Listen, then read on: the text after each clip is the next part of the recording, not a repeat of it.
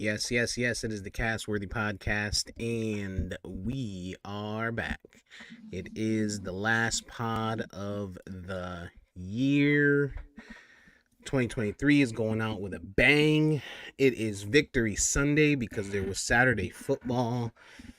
I'm Big Steve, aka Last of a Dying Breed on the X Machine, formerly known as Twitter, joined by EJ, the relationshiped up savage for cuffing season. We'll have to put a counter on this and see how long this one lasts. And VP, the self proclaimed research king. And aka Democratic Savior. The savior, the caper. Mm-hmm. It's Sunday, December 31st, 2023. It's crazy. This year went by fast as shit, didn't it? Seems like it. Definitely seems like it. It seems Football like just season came and went. I was gonna say, it seems like just yesterday we was talking about, oh, Kevin Durant's going to Phoenix, and Aaron Rodgers and Aaron Rodgers. 4 plays. Well, we're still talking about Aaron Rodgers, just not in the way that people were originally. I remember VP said that the Jets could potentially win the AFC East with Aaron Rodgers. I mean, it was potentially true. I said they could win 11 games. I didn't think they'd win the East. 11 is enough to win the East. I mean, it could be this season. Yeah, if you guys win 11, you're probably going to win. We already had 11. Well, they got to win today. If we win today, we lock up the East. If we lose, then next week versus Buffalo is for the East. If Buffalo wins, they'll be at 11 wins, but they'll have the tiebreaker. Well, Buffalo could lose today too, so if that happens, then none of that matters because they do have a little bit of a matchup today. If I'm divisional not game, they got the Patriots divisional game.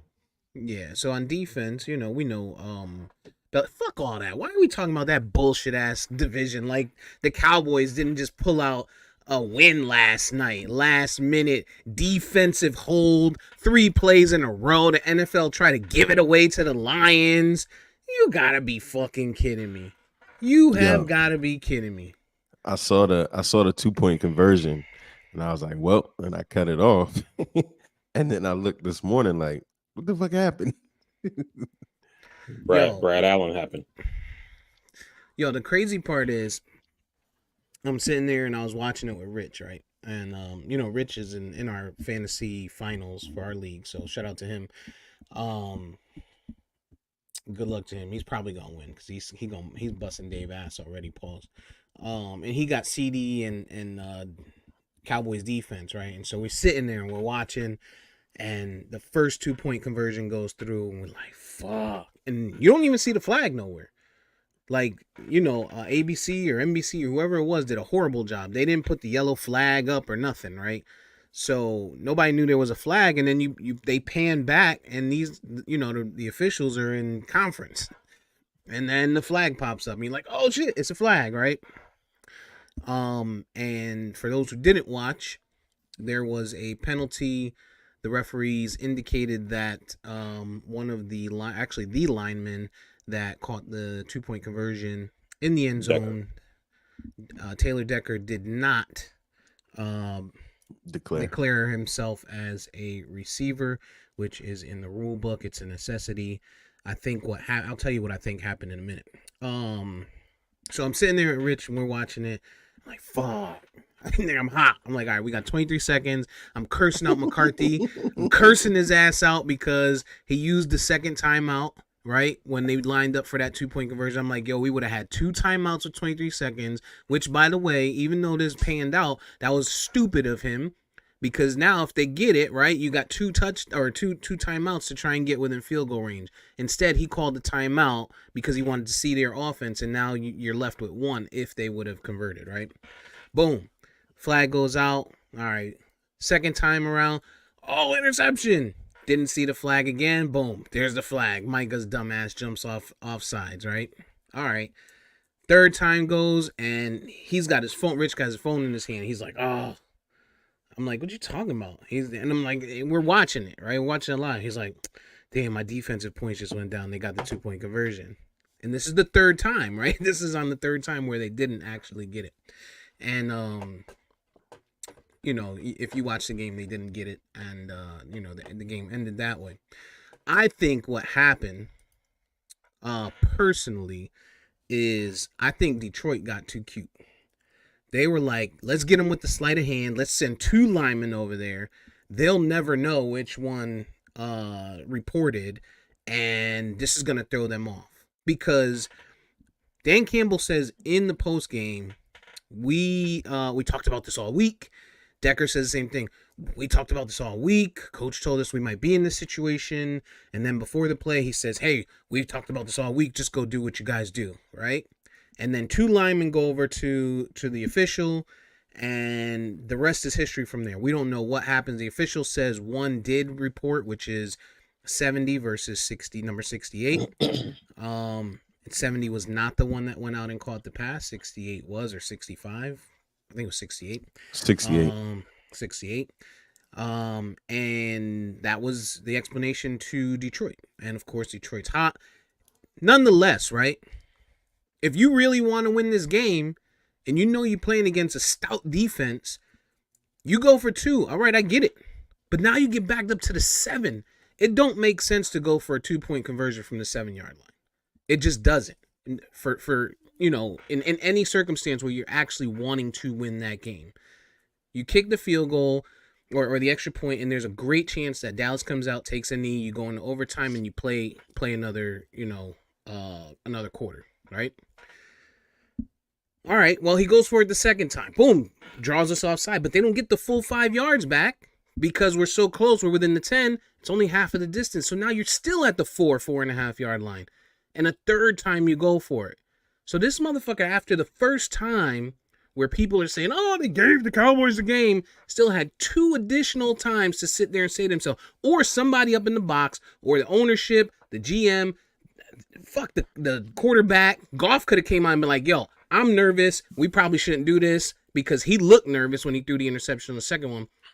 He could have stood back and say, yo, you know what? It's not in the cards. This is 2 plays in a row. This is the third one. Let's just go out there and kick it. And, you know, our defense has been getting the Dak. We've been slowing the Cowboys a little bit. If they get the ball, maybe we slow them down. If we get the ball, we just scored quick. We scored in less than a minute. If we get the ball in overtime, we're confident. Momentum is swung. We should be in a good spot. No, we're going to go for it again. It's arrogance. You deserve to lose that game. Fuck you, Dan Campbell, and the Detroit Lions fans and anybody else who got anything to say about the Cowboys winning that game. VP age before beauty. So I hear everything that Steve says, and almost everything that he said is completely irrelevant. I don't hear you say you receive what I said. Dan Campbell's arrogance has nothing to do with it. There's multiple things here, EJ. I know you said that you turned the game off thinking, you know, it was done, and then this morning you saw the controversy. If you look at the clip that they show from the all 22, essentially, what you see happen is 2 linemen, as Steve say, go to the refs. Number 68, and there's another lineman. I can't see his number. 70. Number 68. Hang on a second. I'll let you talk. I didn't say anything. I'm just confirming for you. No, you're not confirming, because I'm let me set it up. Number 68 and another lineman are talking to the ref. First, there's no reason to talk to the ref unless you're going to report as a lineman. That's one. Secondly, as they're talking to the refs, those 2 linemen, number 70 runs in off the sideline, and he starts heading to this conference with these other 2 linemen and the ref. Before he even gets there, the ref walks away and starts to go to Dallas's defense to let them know that somebody reported. Look at the video. I'll repost it. He goes to the lineman. He says whatever he says. The play happens, blah, blah, blah, blah, right? Here's my only issue with it. Dan Campbell is saying... It's Cowboys. That's your issue. Just say it. Just say it. Right. Say it's your issue. I'm gonna try to Say it, Stephen A. Vari A. Smith, whatever the fuck you want to call your name. So Just say what your issue is. It's the Cowboys. Dan Campbell says we practice this shit all week. He says before the game, he talked to the refs and let them know if they got in a situation like this where they went for 2, they were going to have a lineman report or whatever. And then the linemen themselves, 68 says, I reported. When 70 talked to the media, he says, when I ran in, I didn't say shit to the refs. I didn't even speak. You know what I mean? Mm. My issue, like I said in chat last night with Steve, is that all NFL refs are mic'd, which means the NFL knows what happened because the referee is saying when he did his post-game conference with the media, he says 70 reported, 68 didn't. So 68 touched the ball, it's illegal touching. 68 is saying I reported, 70 is saying I didn't say shit. There's, like the old saying, there's 3 sides to every story. Your side, my side, the truth. Detroit is saying this, the ref is saying this, the NFL got the tapes. There's a controversy. I don't know what happened. I know what I saw, and I know what I'm being told. You know what I mean? But the NFL got the actual audio. I'm not saying they got to release the tapes, but they could come out and clear this shit up. Mind you, last thing I'll say on this same officiating crew, Brad Allen, the referee, and along with his crew, are the same crew that I think it was 2 weeks ago missed the blatant fucking roughing the passer call on the Browns against Chicago that would have put the Chicago Bears into field goal range to have a last second field goal to win that game. That's the same crew that missed the blatant pass interference on Kansas City when they played Green Bay. And they had another controversial call with a 2-point conversion scenario earlier in the season as well. So if nothing happened, the NFL can come out and say that. If something did happen, they should come out and say that. And then also, it seems like this crew needs some additional work. Training, I mean. I'm going to say, from both of y'all perspective, I say 2 things can be true. I think VP, to your larger point, and I go back to the game where the Jets played the Chiefs. We're beating the shit out of Patrick Mahomes all game. He throws the interception, and the defensive holding doesn't come out until Sauce intercepts the ball. Now, our season is trash and it's down the tubes, but this game, had we won, it could change the course of our season, right? And the momentum of how things go.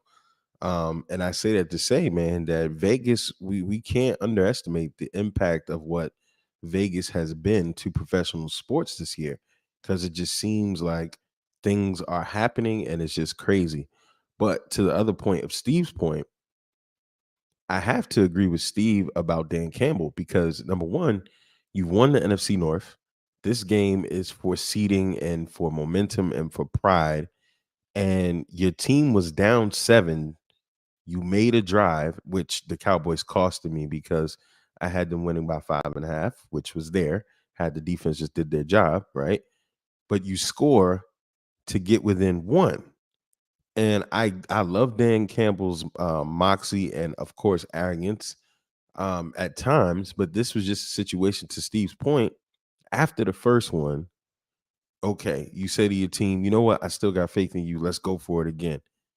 After the interception and you got bailed out, kick the field goal. You have the momentum on the Cowboys. You touched up Dak. Their offense sputtered a little bit, and you just ran down the field and scored on them. Take it to overtime. Make it exciting. Make it a fight. I mean, at the end of the day, that had to be beyond moxie. That had to be beyond pride. That was just stupid. You had 2 attempts to make that field goal and send it into overtime. That was just stupid. Like, I literally thought the game was over from the first call. Okay, I see everything happen. I get it. Whether one thing was what or what it isn't. You had the interception in the second play. Micah, who's usually offsides a lot. Okay, got the call. Kick the field goal. Send it into overtime. That's on Dan Campbell. So I hear both of y'all, but Dan Campbell's moxie, arrogance, whatever you want to use to describe his play calling, right? That thing to me, it doesn't necessarily matter, right? Because the at the end of the day, we're talking about what happened on the first 2-point conversion attempt, which is where this controversy comes from, right? Whatever happened with the offsides and the interception, and then the third down, or not third down, the third attempt failure, that stuff doesn't matter. It We're does talking matter. about It does we're talking matter. about what happened on the first play. No, And when you you're look wrong. at the clip, EJ, that I just posted in the chat, you literally see 68 and 58 talking to the ref. The ref is running away from them as number 70 is running in from off the sideline, and the ref is saying 70 reported to me. Also, we all have been NFL fans for the longest, right? I don't recall typically refs running to the defense to tell them, hey, so and so reported. They usually jump on the mic and say, hey, No. number 70 is eligible. Yeah, You yeah. know, so that Well, that's part I was also seems- going to challenge. I was also going to challenge your point that I don't think all of them are mic'd up to the stadium PA, just the linesmen and the head judges. So I don't know that particular ref was mic'd up, because I don't the think head they're all referee mic'd up. It's mic'd up, and the head referee is who they reported to in this Oh, yeah. particular play, the white hat. Listen, That's number Yeah. one. you sent But you number sent two, when three I'm saying mic'd offensive up, you sent 3 offensive linemen over there. You try to get cute. You get what you deserve in that situation. You also, in the same video that you're talking about, I'm watching it. I'm watching it right now live. Number 70 runs in. You're right. The ref does start to go to the defense, but number 70 also leans towards the ref to look as though he's screaming something at the ref. Now, whether he screamed "not me" or whether he screamed "number 70," we don't know that either. The point is here.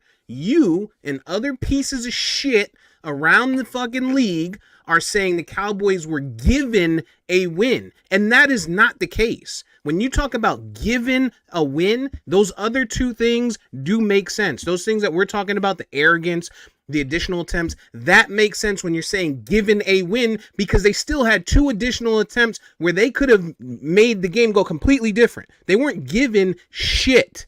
That's first. Second, even if you say, oh, well, if they would have gotten a 2-point conversion, they would have won. No, there was 23 seconds left. So we don't know what would have happened. Just like y'all said, if Dez did catch that ball, that Green Bay would have had X amount of time to get down the field. So we don't know if the Cowboys would have won that game either. You can't have your cake and eat it too.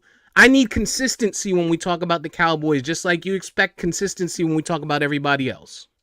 Okay, so let me address the Dez caught it thing real quick, because I didn't know we were gonna go here with that bullshit. First, I've never said that, because I've never even seen that game. The whole Dez caught it, I've only seen the clip on YouTube or whatever. The only time I hear about it is when you and E are arguing about the shit in chat or whatever. That's neither here nor there. That's one.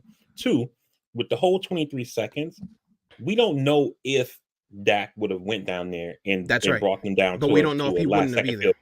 You know what I do know, though? I know that lineman caught that 2-point conversion, right? You know what else you do know? You know that they had 2 additional attempts. That's what you know. But also what I know is, when I said that the refs are mic'd, EJ, I'm not talking about mic to communicate to the stadium. I'm saying they're like the same way like you watch Mic'd Up or Hard Knocks or whatever, like whoever's wearing mics. The refs wear mics, their audio is recorded. Yeah, I know. I was addressing the fact that you were saying you don't typically see them run to the defense, which I was saying I don't know which ref it was that went usually to the head defense. white hat is usually the one the one that makes the call to us on TV. Right. And if it was the linesman that they talked to. No, they talked to the head ref, the white hat. And so the head ref then went to the defense and told him. Right. Instead Correct. of to what you're saying, 68 is eligible. Right. On the loudspeaker. Yeah. Right. I get it. And also part of that, and the reason that I bring that up about the whole like going on mic and announcing it, right, is because let's say that it happens that way where the ref gets on mic and he says, number 70 is reported as eligible, number 70 is eligible. The team could turn around and say, no. You know, it's not 70. That could have been corrected. You know what I mean? And that's the point of me bringing up the mic shit. But regardless of it, my whole thing is, like I told Steve, keeps trying to play this as me being a Cowboys hater and all this kind of shit like that. I don't give a fuck who won this game. I don't have a dog in the fight. What was your first comment last night? Neither one of them. What was your first comment? What was your first comment last night? I would have to scroll back, but I believe I said something like the refs it's okay. I have the Cowboys screenshot. game. Okay. But No, I believe. We need facts here. We can't speak off of well, potentials. I'm not going. I didn't know you were going to ask me this. I didn't Let, go. let But me whatever. let me make this clear, and just so that there's clarity. It says just saw the replay. Goff tells the lineman to report. He goes to the ref and reports. That didn't happen. That's fucked up. They could have called illegal formation because it was, but the lineman reported. Okay. Right. The refs gave Dallas the game. That is what you said. The refs Okay. gave that. So if you're And I've okay been with saying that all taking, morning. so if you're okay with taking away the refs gave Dallas the game because they didn't, and you're saying, hey, my concern is the poor officiating in the NFL, then I'll give you that and say, hey, yeah, they missed the call and we need to hear what happened. But if you're going to say, well, the refs gave them the game and this is why, and say because of that first play, then that's not accurate because there was 2 additional plays where they could have changed something. Again, Steve, my only thing of bringing this shit up is for clarity, because it's one thing to say, hey, like with you, when the Dolphins beat the Cowboys last week, by the way, let's not gloss over that. But anyway, do we need clarity on the holding calls from the Dolphins or no? This is exactly what I'm bringing up. You say, don't need that? Hey, these holdings happen, right? Holding or whatever other penalties that you say were missed, right? Right. We have a situation where we're not talking about a missed call or something that was called where it's like the refs being too ticky-tack or whatever. The Lions are saying A happened. The refs are saying no, B happened. Somebody needs to tell us what actually happened. That's all I'm saying. Yeah, I agree with you, but we know historically the league will never do that. Going back to Tom Brady's, fumble. You know what I mean? Well, they'll tell you there's a missed call. We talk about that all the time. And what do we always say? Now, because it's the Cowboys, we want to know what happened. No, but every other time, you say that. You say you don't like to get the correction. All right, I will find the audio because there is a pod where you said, you know what, Steve? You know what? I'm on the same page as you now. I don't know why they do that because there's no changing it. You said that on a podcast. You said that on a live recording. Don't worry, I don't know, but it's find it. That's fine. But regardless of that or whatever, in this case, I want to know the same way with us Heat fans who 3 years later still have not seen a video or image of Max Struess's line on the foot on the line on that 3-pointer in the finals. They need to show these things for clarity, because to your point and to the what point is that you made earlier. But what is that going to do? It damages the integrity of the leagues, and that's why they won't do it. You think in a climate where you open up the internet, you open up social media, you go anywhere in this world and people are saying sports is rigged. The NFL is rigged. The NFL has a book written. They have a script written. You think in this world today, they're going to come out and say, hey guys, this is what really happened. Here's the audio. Do with it what you will. No, they're not.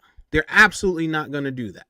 And they shouldn't have to do that. Not to appease you, not to appease anyone else. These are people that are employed to do this job. We've never said, hey, on that one call, we need you to tell us what happened so we can get this out to the media. Wait a minute, we need to pull the tape so we can get this out to the media. This has never happened before.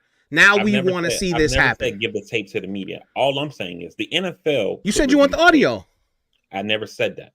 I said the NFL could review it and then just tell us what happened. And do what? Oh, the same thing. So what if the NFL reviews it and comes back and says, nope, refs were right?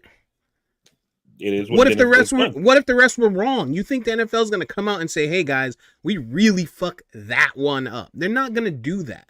But Steve, my point is that we're talking about a multi-billion-dollar business that has multi-billion-dollar corollaries to it, and this shit needs to have accuracy to it.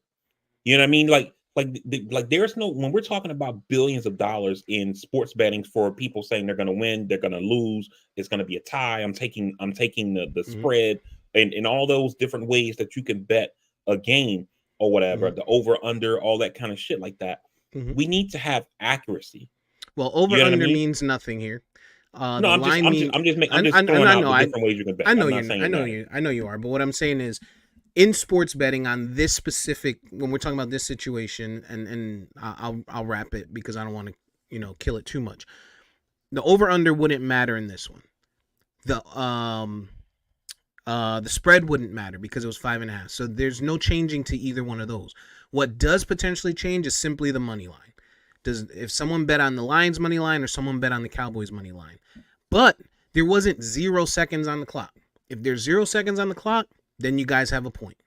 Not 0 seconds on the clock, no fucking point, because there's still time to be played, game to be played. So I get it. Oh, well, there's maybe somebody made a bet that they would go for 2 and that person loses their money. But we're not talking about billions of dollars lost on that one play, because no matter what happens, there's still additional plays to happen. And there's a potential that the Cowboys still win that game either way.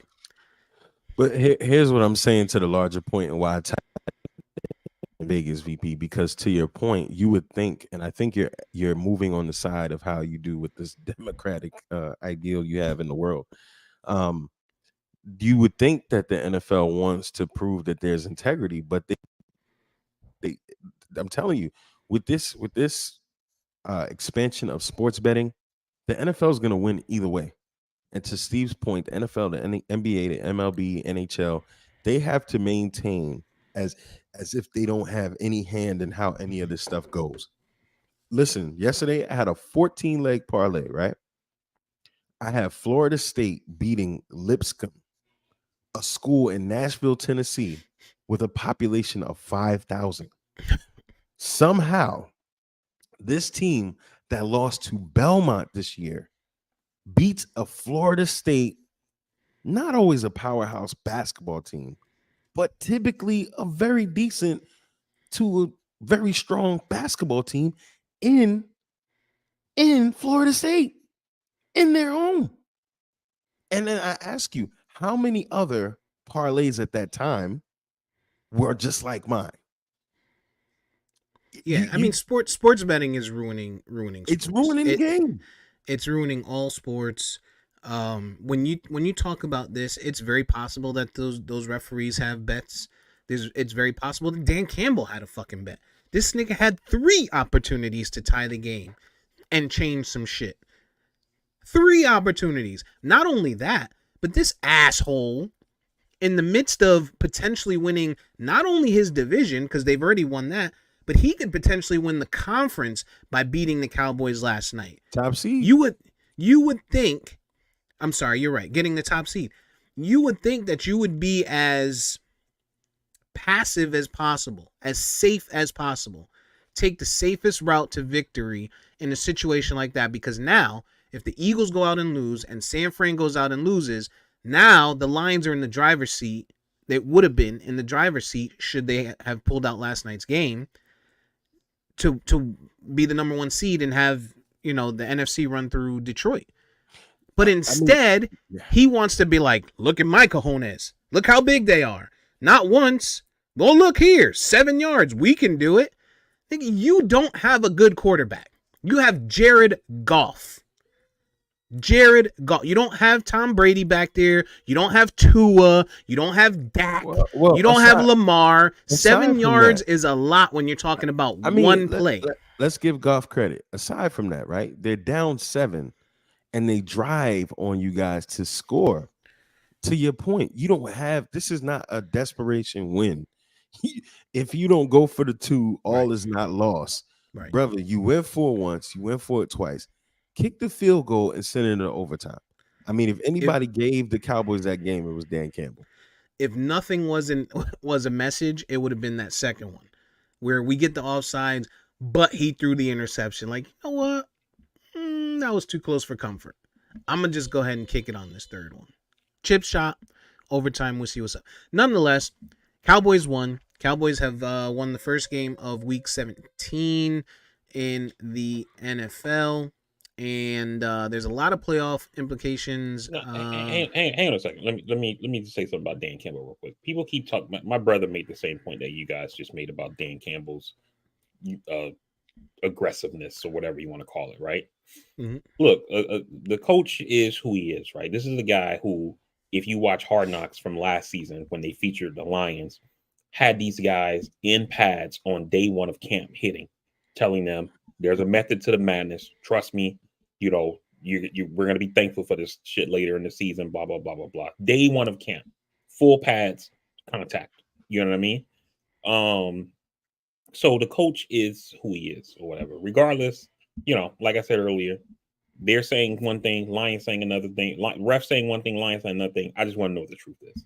No, and you're right about Dan Campbell. What does and that I mean, have to do with Dan Campbell? You're right about Dan Campbell. He is who he is, right? But he was who he was the first time. He was who he was the second time. Now he's been in these scenarios where he's done the right thing. I've watched the game where this same thing has played out, and he's decided to kick and do the smart thing. This was totally unnecessary on his This was part stupid. to try to This do was it 3 emotion. times. It just was. It made no sense. It was like was we always say, these coaches thinking they're smarter than everybody else in the room. And it was just stupid. Like the first 2 times, it made sense. I'm with you. The first one made sense to me. The first one made sense. The first one made sense. I agree with you. The reason I say it made sense is two. One is they've already won a division. Even if they lose this game, the worst outcome that can happen for them, for seeding purposes, is that they'll be the 3 seed. If they had won, they could have. And if they won and then win next week, and then San Francisco loses, they could win the 1 seed, right? But at worst, they'll be 3. That's number one, or part of what I'm saying is part of number one is that maybe he feels we already are in the playoffs, we got it locked up, and I don't want anybody else to get hurt having to play an additional quarter of football. So we either gonna win or lose it right now. You know what I mean? Yeah.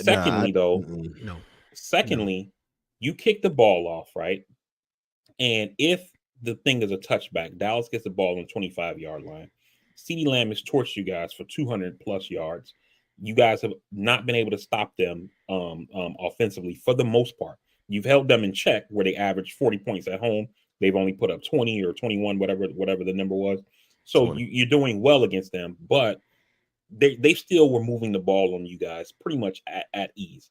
And the fact that they don't got to go the whole distance, they only got to get about maybe 40 yards to get within range for their kicker. Maybe he's thinking, I don't want to do that or whatever. You know what I'm saying? No, there's logic in all of that. In every point, you go out there, you just drove down the field to become within 1 after you stopped them, mind you, the drive before, and you go to win the game. Absolutely, it worked out. Okay, no, it didn't. Second time, okay, you pushing it, didn't work out. At that point, when do you it shouldn't have made it to a third time. It shouldn't have made it to a third time. No. You're talking about 7 yards. There is no coach in the league that would have went for it from the 7-yard line with Jared Goff against a top 3 defense. It makes no sense. It's different if you're playing against the Giants. It's different if you're playing against Houston's defense, who, sure, Houston's having a great year, but their defense isn't great, right? But you're playing against a top 3 defense, regardless of what happened all night. 7 yards, you're talking about being potential of getting a number 1 seed to now not getting a number 1 seed. They're not getting it. There's no way. No possible way they get the number 1 seed. Now you have to go, if you're going to make it to Super Bowl, you got to go on the road either to San Fran, Philly, Dallas. I don't see Tampa being much, but those are the 3 that you're probably worried about. Philly don't lose at home for the most part. The Cowboys haven't lost at home in 2 years. Last season or this season, we have not lost at home, right? And San Fran is just an absolute juggernaut at home. So I would rather play in Detroit, where Jared Goff, newsflash, puts up 30 points a game. Maybe I'm going to go ahead and play for that number 1 seed, or maybe I'm just going to be arrogant, and the second time around at the 7-yard line, let my emotions get the best of me, and I'm going to try and go for it anyway. Nonetheless, Cowboys won. Philly, balls in your court. Cowboys were coming off of a loss last week to Vari's Miami Dolphins, who held and threw around Micah Parsons all over the place, but found a way to pull out a victory. 2-point game, and that was a good game. Let's get into some deeper NFL things real quick, though, before we get too far gone. Just quickly, Thursday, Joe Flacco trampled the Jets, Browns are rolling into the playoffs really quickly. It's going to be interesting to see what happens if they have to face the Ravens. Let's watch that space. But moving from that, though, in Denver, Russell Wilson gets benched and reportedly may get cut. Fellas, what the fuck is going on? Will get cut. He's getting cut. Yeah, he's getting cut. Just a matter Probably of when. Not this year. It'll be, in the off season when they don't have to take, the additional cap space. But what is that, April or March? Or Sean Payton doesn't want him to get on another team. They're gonna cut him. The only question is when they do it. If they do what's called a post June 1st cut, they'll announce that like in after the Super Bowl, more than likely that they're doing the post June 1st cut. It'll allow Russell Wilson to essentially start negotiating with other teams, but he won't be able to sign until after June 1st. And by doing that, it'll allow the Denver Broncos to spread out the remaining guaranteed money that he has on his contract instead of taking all of that hit this year. By doing a post June 1st cut, they can spread the money out over 2 years to make their cap situation a little bit better. So it's very likely that they're going to cut him and designate him as a post June 1st cut. Let me back up a second. They're probably going to try to trade him. Nobody is going to trade for him knowing that you're going to cut him. And then they've been trying to trade him. And then they'll designate him. Yeah, they've been trying to trade him. The trade won't even happen anyway, too, because I also read that Russell Wilson has a no trade clause. So it's not like they can just try to send him anywhere. You know what I mean? Right. So it's very likely he's going to be cut. Broncos are pieces of shit. That's what EJ's getting at. Are the Broncos pieces of shit? Absolutely. They mishandled this whole situation. They brought a guy in 2 years ago thinking he was going to be able to resurrect the team with little to no help, right? Because they made no real other changes. They did trade away some good players. Bradley Chubb, Miami, right? Like they made decisions that were just not smart to make their team worse. And now they're blaming this guy. Then they bring in a coach and they're like, well, pair this guy with this coach. And of course, it's going to be a winning formula. They come out, they start getting their asses beat early in the year. Russ goes out there, puts the team on his back. This guy's been sacked 45 times. You're blaming him? 45 times he's been sacked this year, and you're blaming the quarterback for you losing this game. Yeah. He's number, I want to say he's number 8 or number 11 on quarterback ranking when you look at touchdowns, interceptions. Like he's doing what you would want him to do, but you need more than that. And then you come out and you say, hey, look, we need you to restructure. And he's like, no, I'm not interested in that. Why? Because he's an aging quarterback. He's an aging quarterback that plays in high altitude space, You're seeing people get hurt every single day, and you're like, hey, we need you to change your injury clause. No, I'm not doing that. Are you stupid? Why would he do that? Right? He says no. So here you go. Now you're gonna bench him. You're gonna cut him. Right? Just complete mishandling of the Russell Wilson situation. I think that you're wrong, Steve. I don't think that they mishandled the situation. I think that the situation was sabotage, right? And here you bring in a guy, you give an aging quarterback, as you described him, a 7-year contract, right? And you guarantee him all of this money. He comes in, doesn't work out with the coach in year 1. You fire the coach. They bring in this new coach in year 2. This coach comes in, and it seems obvious from the beginning that he comes in with the mentality of, this is not my guy. I don't want him here, right? And then we start hearing the reports of Russell Wilson, a 2-time Super Bowl appearance quarterback, Super Bowl MVP quarterback, 10-year veteran, doesn't understand the playbook. Right. You know what I mean? Mind you, let's not forget that one of those old tropes about black quarterbacks, they're just not that smart. The runners, they're not that smart. And this guy who's been in the league for 10 years, he can't grasp what we're doing here. That's the first thing, right? So then when people start saying, man, this play calling looks really limited. I was going to say the Patriots. The Broncos are totally fine with the shit in the media. I wouldn't be surprised if they weren't leaking to the media that, oh, Russ doesn't seem to get it, so we have to limit the play calling. That's why everything looks so bad. It don't look like what you saw when we had Drew Brees, because this guy, he's not that smart. You know what I mean? Right. Then they win the Chiefs game in week 8. This is week 16, just in case you're not sure. That means 2 months ago, they won the Chiefs game, still were in contention for making the playoffs. They go to the quarterback and say, hey, we need you to waive the injury clause in your contract to take away your guaranteed money for 2025, or we're going to bench you. He says no. They continue to limit play calling, continue to blame him for it, yelling at him on the sideline and all this kind of shit, embarrassing the dude or whatever. And then at the end of the day, they bench him so that way they can avoid him getting injured, so they don't have to pay out guaranteed money to him in excess of $39 million, right?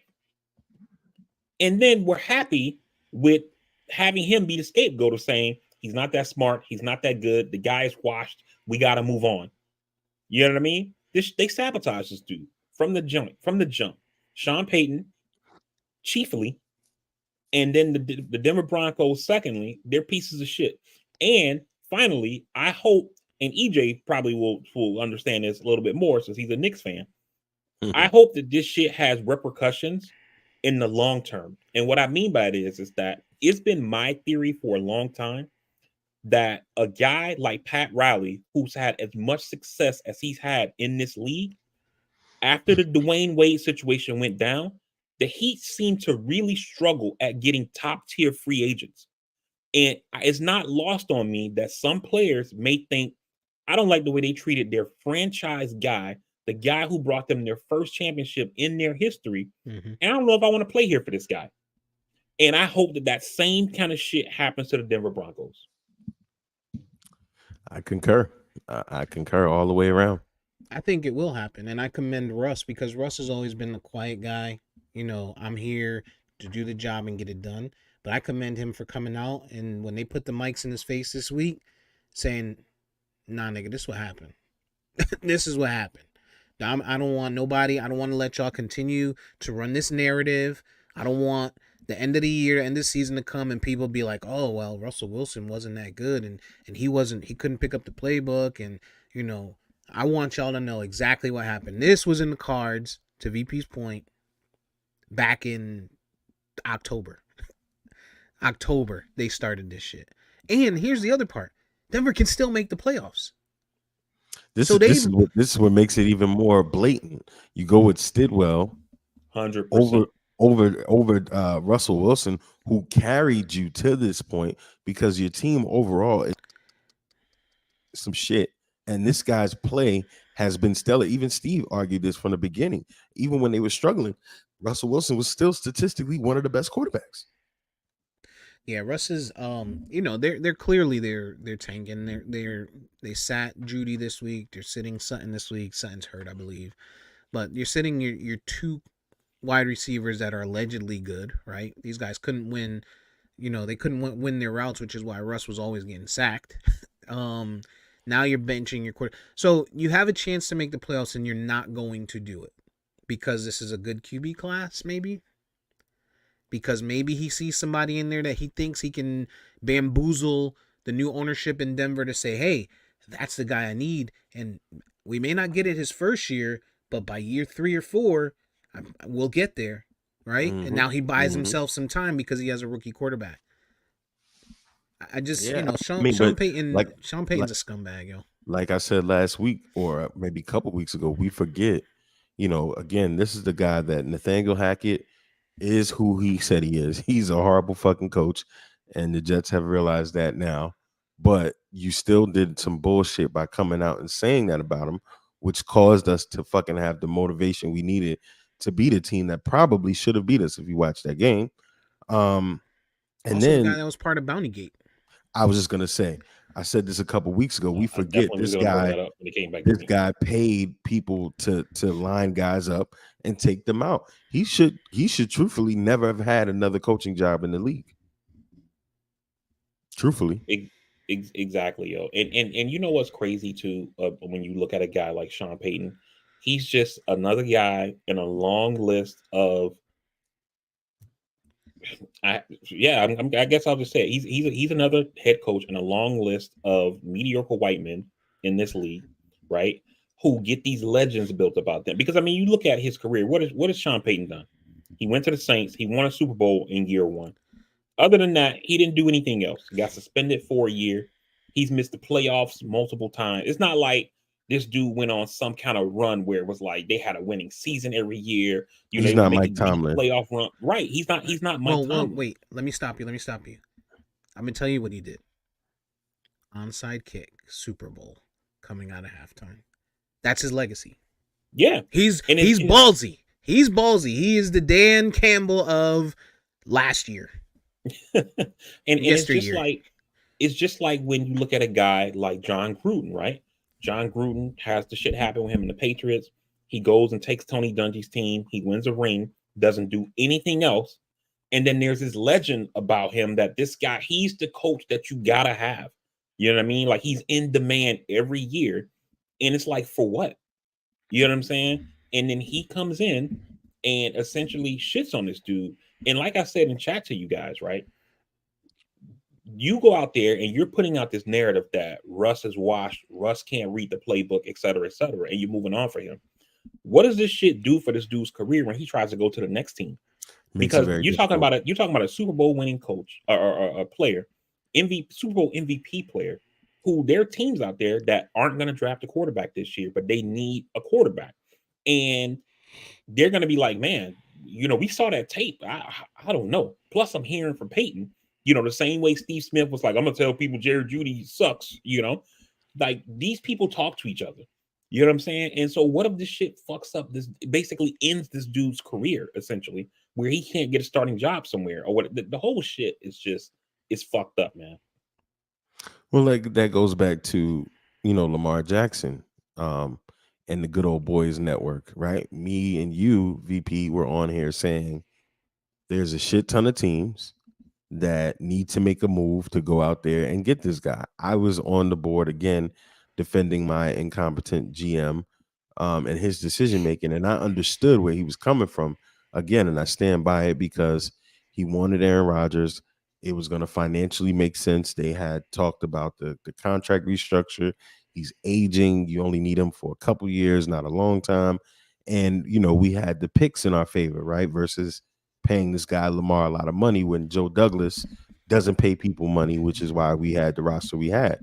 But a team like Atlanta, Arthur Blank, you had the chance to recreate Michael Vick 2.0 in Atlanta with Kyle, the tight end, Drake London at wide receiver. Cordell Patterson could have been whatever he could be that these guys, these no-name guys down here in Baltimore, respectfully to them, guys that you didn't know about that are doing things now.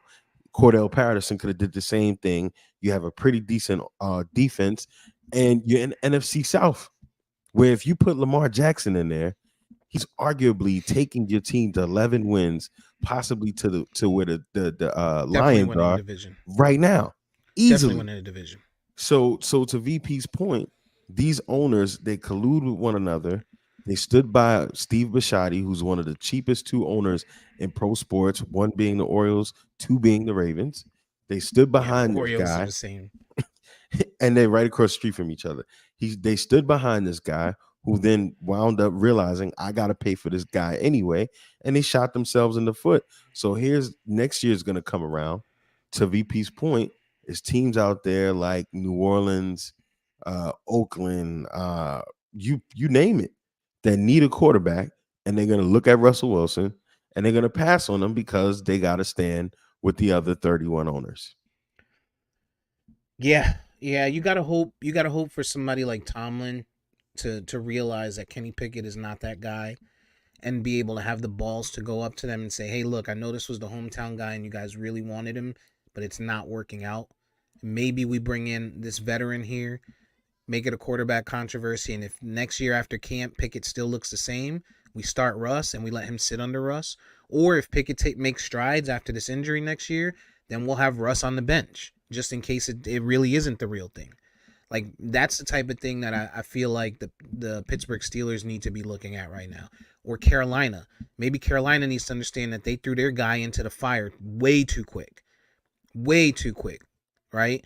And maybe you bring in this veteran and you say, hey, we just need him for a year, for I don't know why his name is escaping me, but for Bryce Young. Bryce Young to sit under, or maybe your. I mean, Shit, there's a if lot. you're There's the a lot if of you're the people. New The York football, Saints I was gonna say the New York Football Giants, but or then the I forgot they Giants. they Yeah. paid Daniel Jones though. I don't know what Cleveland's on the hook for. Maybe if you're Cleveland, you're like, yo, Deshaun Watson looked like absolute shit this year. Let's go. Let's give this guy a shot. Or Here, there's just so many options out there. here's another bold take.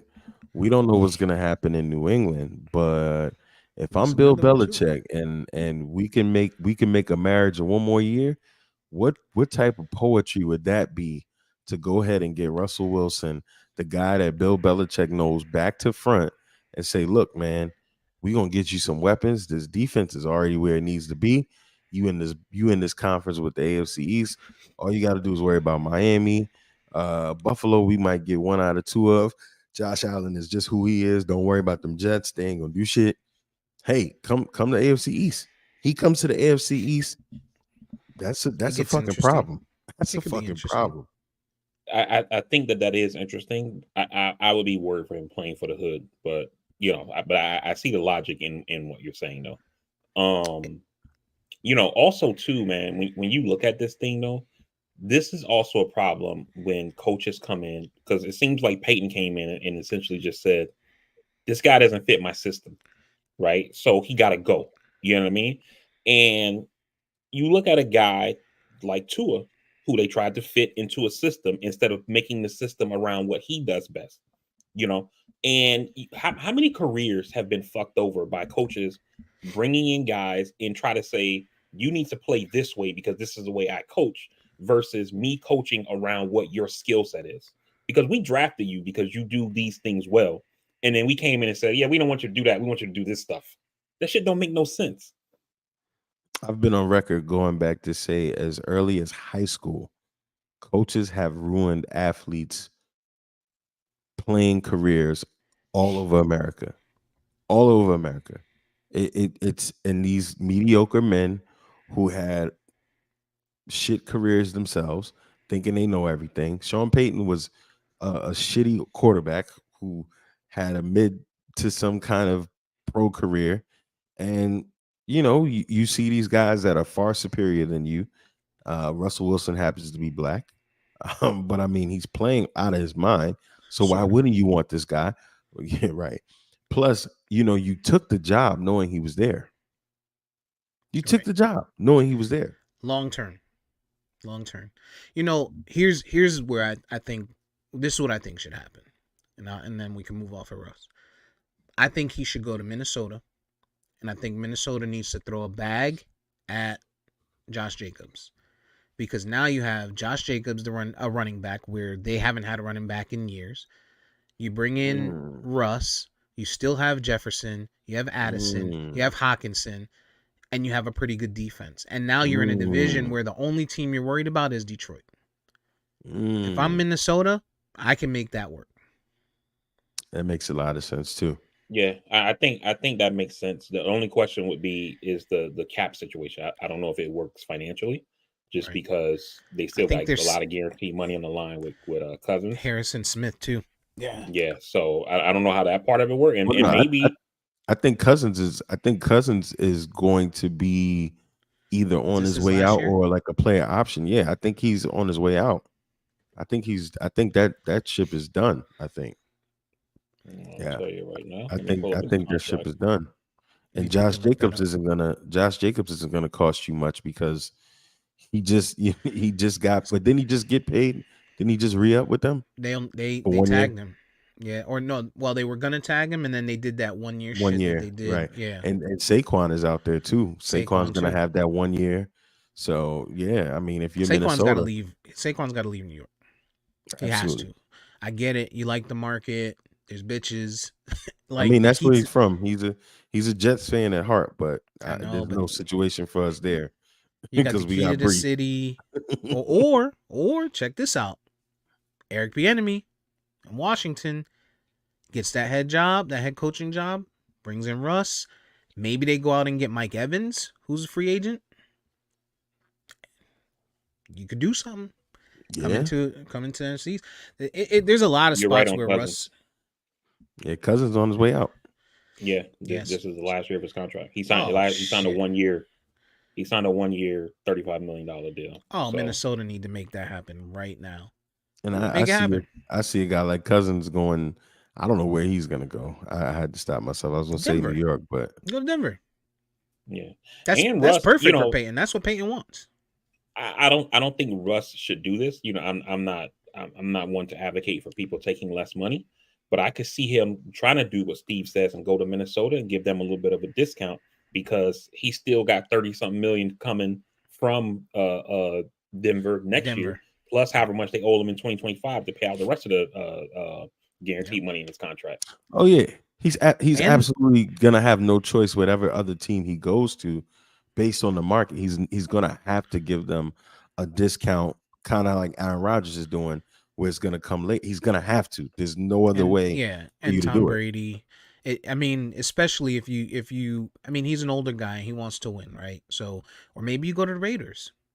They still got Devontae Adams. They still got, they got some decent guys out there. Devontae, I'd rather him go to the Patriots than the Raiders. That organization is too dysfunctional. Yeah, Devontae gonna be on his way out of there at some point too. Unless, I mean, you got to think about it. They're still in contention for the playoffs.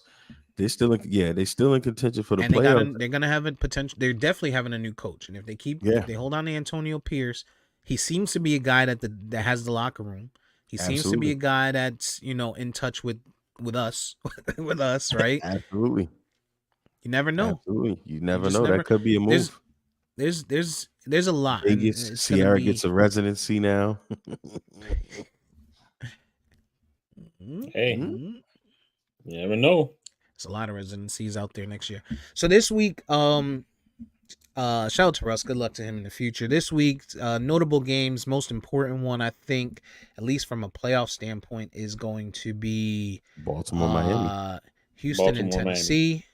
Baltimore, Miami. Is the game of the week. I know. Game of the season. Game of the week. Game of the century. Game of the year, EJ, right here. EJ, sometimes you gotta let me land, man. I'm trying to see Vari's reaction, and you just blow that out. Pause. Yeah, Baltimore, Miami is gonna be. I mean, it is. That's probably. I'm looking at the list. There's some other matchups that are have playoff implications, like that Houston Tennessee game. But we're talking number 1 seed, AFC on the line for the most part this week. Depending on what happens with that Baltimore and Miami game. And that's in Baltimore? It's in Baltimore. Which is weird because we played them last year in Baltimore. No, you played in Miami last year. year. We played No, in you Baltimore. played in Miami. That comeback was in Miami. That was in Miami. Okay. Vividly, I remember that one. Okay. But nonetheless, even if it was Baltimore. EJ's Googling it right now. I'll wait, but go ahead. EJ, what's the weather look like up there right now? It's cold. I was gonna say it's cold as fuck here. It's probably freezing up there. Nah, it doesn't feel as cold as you would think. We about to get to 65 today. Exactly, it's freezing. You see me in this hoodie, like I'm cold as shit. Yeah, they did play in Baltimore last year. You don't say. No, that's preseason, right? Nope. That was in Baltimore. Yeah, but I mean, the year before that, they played in Miami though. Oh, then the year before was the comeback. The year before they played in Miami, where they trounced y'all like 50 or something. But I thought they came back from that. No. 2 years ago, we played in Miami. That was week 1 when they beat the shit out of us. The score was like 600-3. But I thought y'all came back in that game. No. Last year was the comeback. Oh, no, which was in Baltimore. Last year was the game 2 or 3 for almost 506 touchdowns. Yeah, well, it's gonna be an interesting one, man. But the weather right here, it was wet last night. No pause. But it's 46, but it's not really that cold. It feels like about 46? Not that bad, honestly. And it's a clear game. I mean, what Any time is the rain? game though? 1 o'clock. Yeah, so it's not expected to rain until 5. Okay. So So Baltimore's got some home cooking. They were just on the road last week though, in San Fran, beat up on San Fran, and that's not to be glossed over, because everybody had San Fran winning that game. Nobody had Baltimore even getting a chance in that game, and we got to see Brock Purdy coming from behind, pause, and it did not look good. Like every other quarterback in this league gets questioned on their ability to come from behind, pause once again. And but Brock Purdy doesn't get those questions. Brock Purdy gets the, well, he's MVP candidate. Oh, this guy in his offs in the bye weeks, he's out there working in the cornfields with his family. Good old American kid. He's MVP, right? They don't take well, anything from him for having Debo. They don't take anything from him for having McCaffrey, who's an MVP, just like they do Tua. Right? This guy is the MVP. The first sign of any type of struggle, and this guy collapsed. What was it? 5 interceptions? 4. 4. Okay, 4. The backup through the 5th interception. You know what happens if Dak throws 2 interceptions in a game? Nigga, last night Dak threw an interception. I guarantee they're gonna be like, who cares about the 300 plus and 2 touchdowns he threw? Let's talk about that 1 interception that he threw. He's clearly not MVP. Tua beat the Cowboys last week. I still didn't hear nobody boost him up last week for beating one of the best defenses. No. And you know what's crazy about that is that if you watch that game, which we all did, the San Fran game, I mean, you could shoot Purdy some bail and say, really, only one of those interceptions was his fault, where it was a bad throw. All the other ones were like tip passes, tip drill kind of shit. You know what I mean? But at the end of the day, a pick is a pick. It goes on your resume, right? And the reason you can't shoot him bail is because other quarterbacks don't get shot bail when those same situations happen. You know what I mean? So to Steve's point, if Dak threw 4 picks, he'd get killed. If Tua threw 4 picks, he'd get killed. But when this guy does it, people are like, well, I mean, was those really his fault? Yeah. You know what I mean? He was Mr. Irrelevant, so it's okay. Right. And then what's crazy is that, just like Steve said, when you talk about the MVP race or whatever, with Tua, they say, oh, he got Tyreek. You can't, this guy's not really MVP. It's the weapons. But with Purdy, he's the MVP. It doesn't matter that he has CMC. It doesn't matter that he has Debo and Kittle and this great O-line and all. You know what I mean? Like, the media speaks out of both sides of their mouths on these sports-related topics, and the shit is just beyond insane, yo. Yeah, I mean, I said last year I wasn't really big on Purdy, pause. But that team is it's 3 running backs and George Kittle, Ayuk, Debo, and I forget who the D-back was that was talking shit to Debo, but he was like, dog, you're a running back. No offense to him, but literally all they do is dump the ball down and let these dudes run. And that's primarily their offense. And what happened last week, the Ravens said, you know what? We know how to play defense out here. We scheme. They made them make some throws, and they made Brock Purdy be an actual pocket quarterback. And while those passes were tip joints, he threw those into some very questionable windows, not giving guys a lot of space to make catches. And he's not used to doing that. He's used to throwing screens, people being uncovered for 7 yards, and running for 40-something yards down the field. This guy should have never been in MVP conversation because he's not a real quarterback.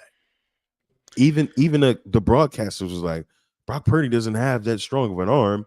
I mean, what are we talking about? Yeah, I heard who I forget who it was that was on the call. Collinsworth. Yeah, Collinsworth. And when he said that, no, because they played on Monday, so it wasn't Collinsworth. It might have been Aikman or one of them. Yeah, right. And when I post, literally when I heard him say it, I posted in the chat like, wait a minute, I thought this whole thing, he was like, he doesn't have that strong of an arm, but and I'm like, wait a minute, when they say Tua don't got strong, I never hear a but. It's just he don't got a strong arm. He's a piece of shit. You know what I'm saying? Brock Purdy, when you make him be a pocket passer, he has one throw he can make, and that's the curl route or the out route to Ayuk. That's it. I don't even That's think he it. hits that. I don't even think he hits that out route. I'm sorry. When he gets flushed out of the pocket, he might be able to make a throw on the run to George Kittle. That's when we see those. When if CMC is open, he'll hit the Texas route for him. But for the most part, if he's in the pocket, first of all, Deebo Samuel can't run routes. Let's be clear about that. This guy can run out of the backfield. He's very fast, but he's not a route runner. And to your point, like the Detroit DB said, he's a running back. He's a running back that can catch the ball really, really well. I don't even know that he catches the ball really well because he had a number of drops. I mean, he catches screen passes. But here's what's going to happen. Mark my words. San Fran's going to go into Washington today. They're going to beat the absolute dog shit out of Washington. They should. Right? And when they do, they're going to be back atop that conversation. And people are going to forget about everything else that happened this week. Now, let's get back to, again, the one that matters, which is the Dolphins going into Baltimore. EJ is telling us, since he's in Baltimore, that the weather is okay. It's a little chilly, but no rain, not much wind, so the ball should fly. There's some notable things, though. The Dolphins are without Jalen Waddle. That's a big one for me. I think the Dolphins look better. And Mostert's out today. Ooh. Is he really out this time? Because this motherfucker's on the injury report every week. Thank you for telling me. That's how so the thing with Mostert, what non-Dolphins fans understand is that Mostert is usually always on the injury report, but it's only because if you don't practice, you have to go on the injury report. Yeah. So I know.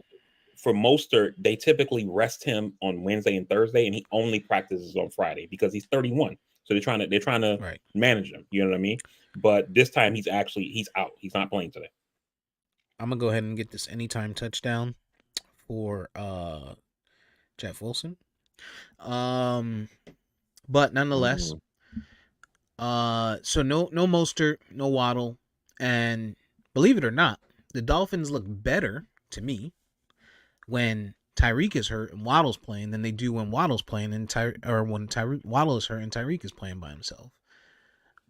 So I think it's gonna play a big part, and I think it's because I can't say why. I really can't. But I think it's gonna be a really, really good game.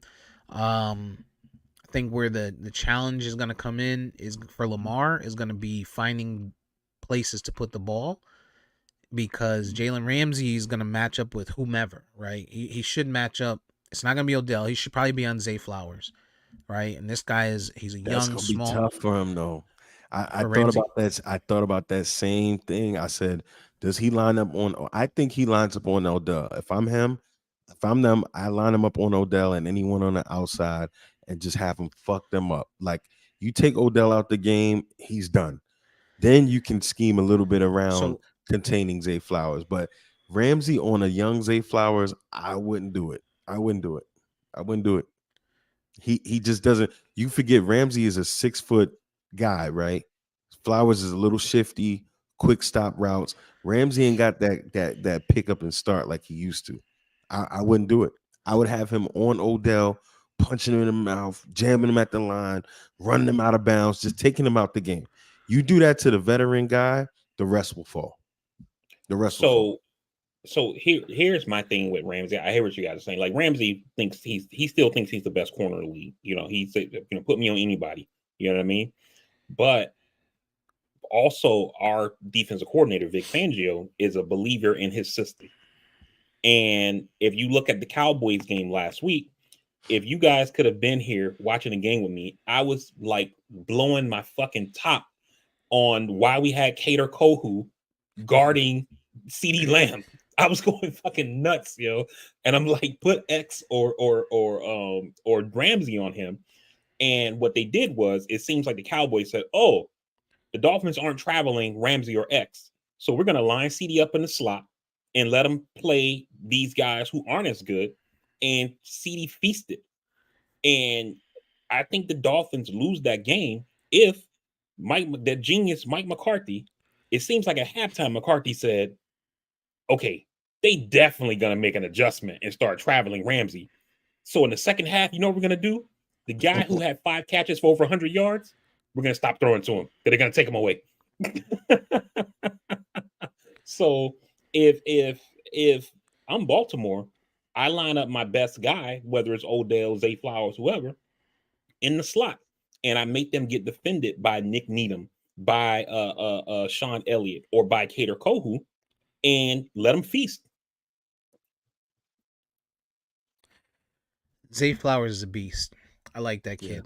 He's out there having fun. He's coming into his own. But on the other side of the ball, you know, those guys are ball hogs. And Tua, as accurate as he's been, he can also throw some really bad picks and some really bad spots. And so it can be rough for the Dolphins today.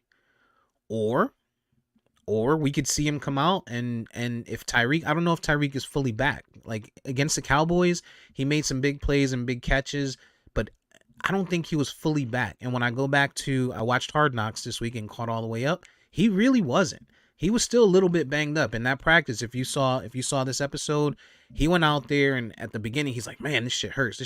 I don't think he was 100% against the Cowboys, which is why they held him to something like 78 yards or something like that, which normally 78 yards is not holding, right? But this is Tyreek. 78 yards is holding him to that, right?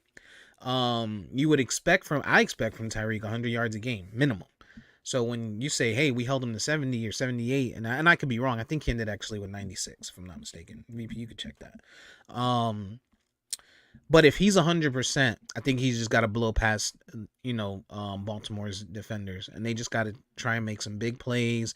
Let A-Chain get on the move. He's fast as shit, one of the fastest guys in the league. Make Patrick Queen and those guys actually run out of breath. You know what I mean? And give Tua some time in the pocket. Otherwise, it's going to be a long day.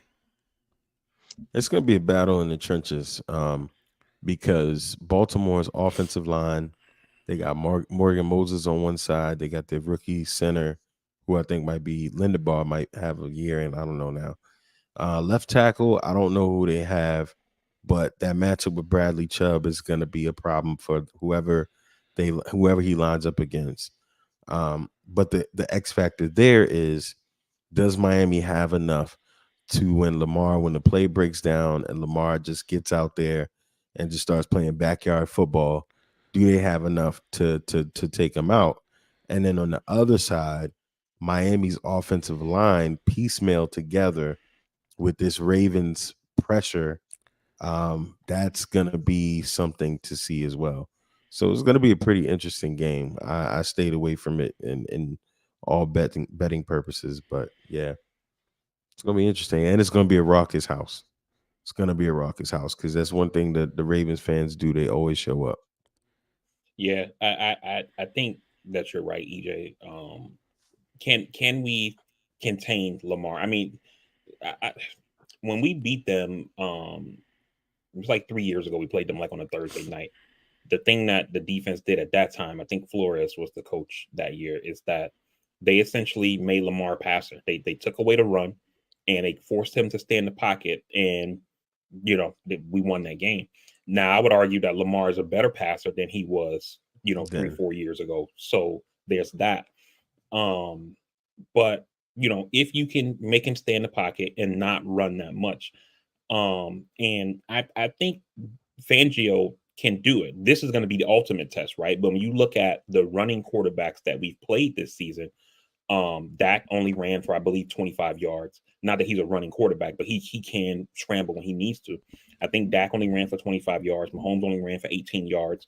Jalen Hurts didn't have that many yards again. I think he ran for like 30, I want to say. So when we face quarterbacks who have some wheels, they haven't put up big yards on us. But again, Lamar is a different animal. You know what I'm saying? So, but if we can help contain him in the pocket, I think that we should be able to hang with these guys. And the other thing that I would say is our guys, when they do get a chance to get hands on Lamar, they have to wrap up. Like a lot of times when especially Chubb goes in for sacks and he doesn't wrap up and the guy gets away and then breaks a big one or what. He's So a he has shoulder to, tackler. He's a big yeah, time shoulder tackler. yep. So Big he time has shoulder to wrap up on this guy. But it's going to be a good game, man. I'm excited, The and other I'm the I'm other worried about aspect our offense a little bit on the road, but we'll see. the other aspect y'all don't get a lot of credit for is y'all special teams. Y'all special teams have been pretty, in my opinion, pretty decent this year in creating fumbles, shit on kickoffs and everything. But Harbaugh, that's his thing. Special teams is his thing. So I think field position is going to be an extremely important thing in this game. If you look at the 49ers game, that was the big difference maker a lot in that game because Mhm. Lamar only had to deal with 30, 40 yards. You know what I mean? So I think special teams is going to be a major factor for this game as well. I always underestimate Lamar Jackson's escapability until I watch like a primetime game with him. And last week, similarly, right? Fred Warner, like you got some dogs on that defense, and this guy was making it happen. It's gonna be a lot of work for Miami, but Miami is definitely hungry. They're a hungry team. You know what I want to say? I like watching the Jets and Miami on Hard Knocks this year. I like that they did two divisional teams, a divisional team at the beginning and then a divisional team halfway through. I think that makes sense for HBO. Like if you're gonna do the NFC East, you do like Washington to open and then the Cowboys halfway through, or Giants or something like that. You do Indy and the Jags. Nobody wants to see that, but you get where I'm going, right? Because you get to see two sides of the division. You get to see different ways that they're approaching things. Going into it, you see what the favorite is and all of that shit. You get to see two matchups, for that team, for those teams. Like I'm super interested in seeing if they continue that because I think it played out well this year, personally. Yeah. Yeah, for sure.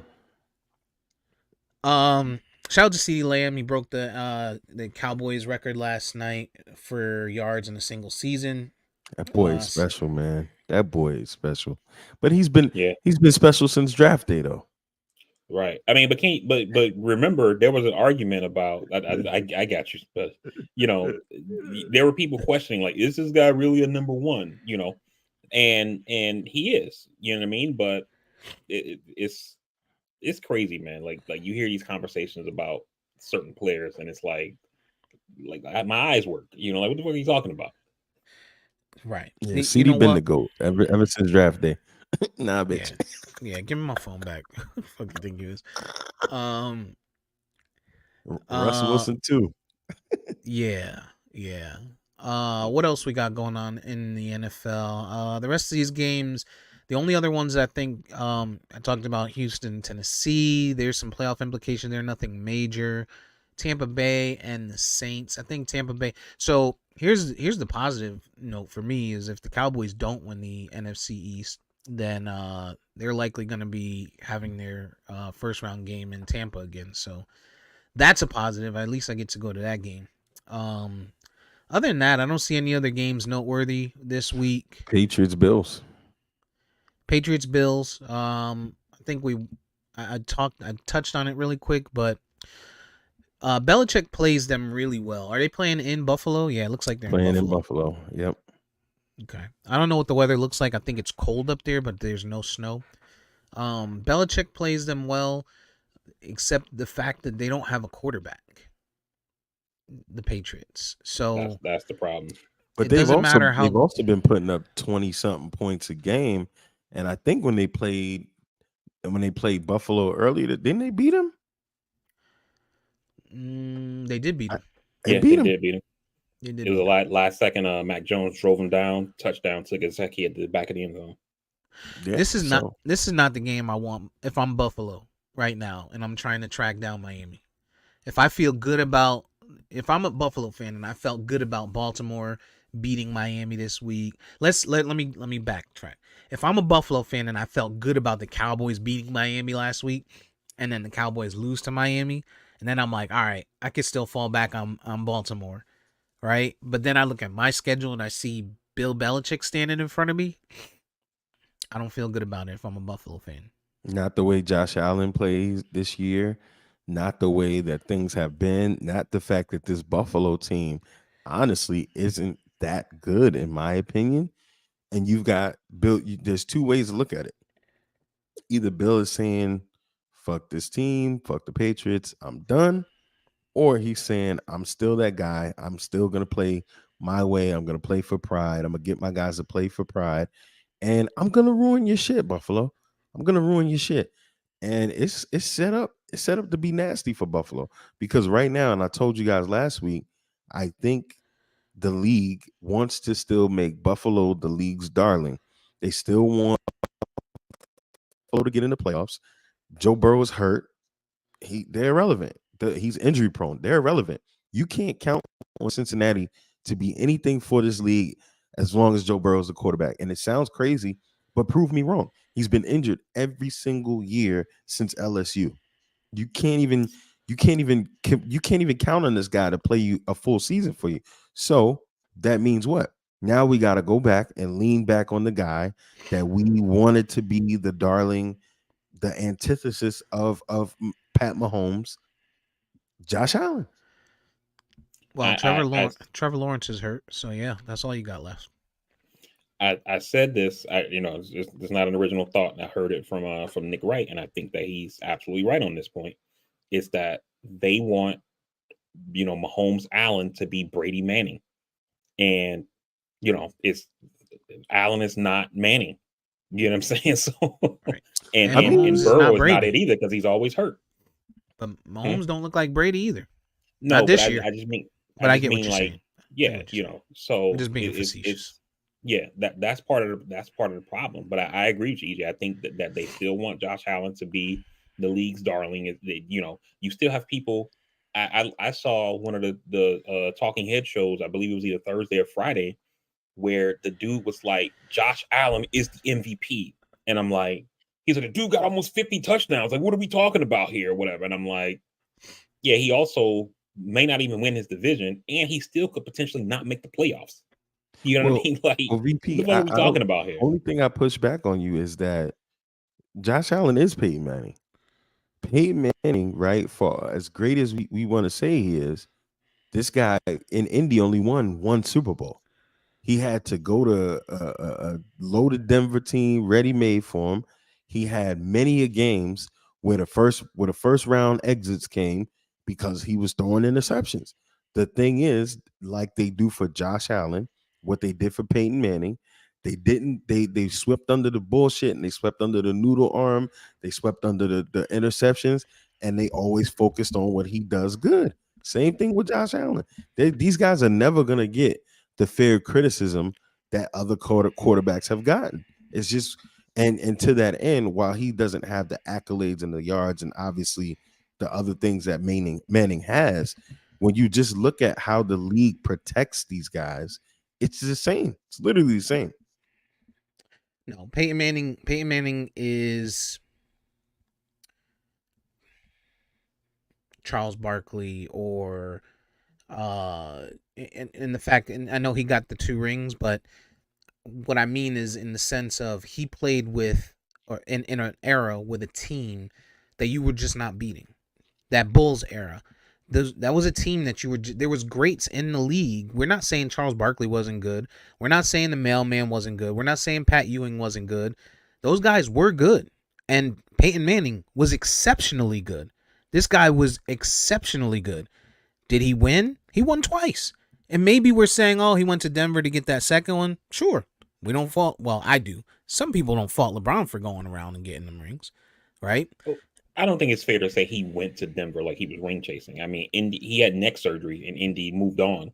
That's true.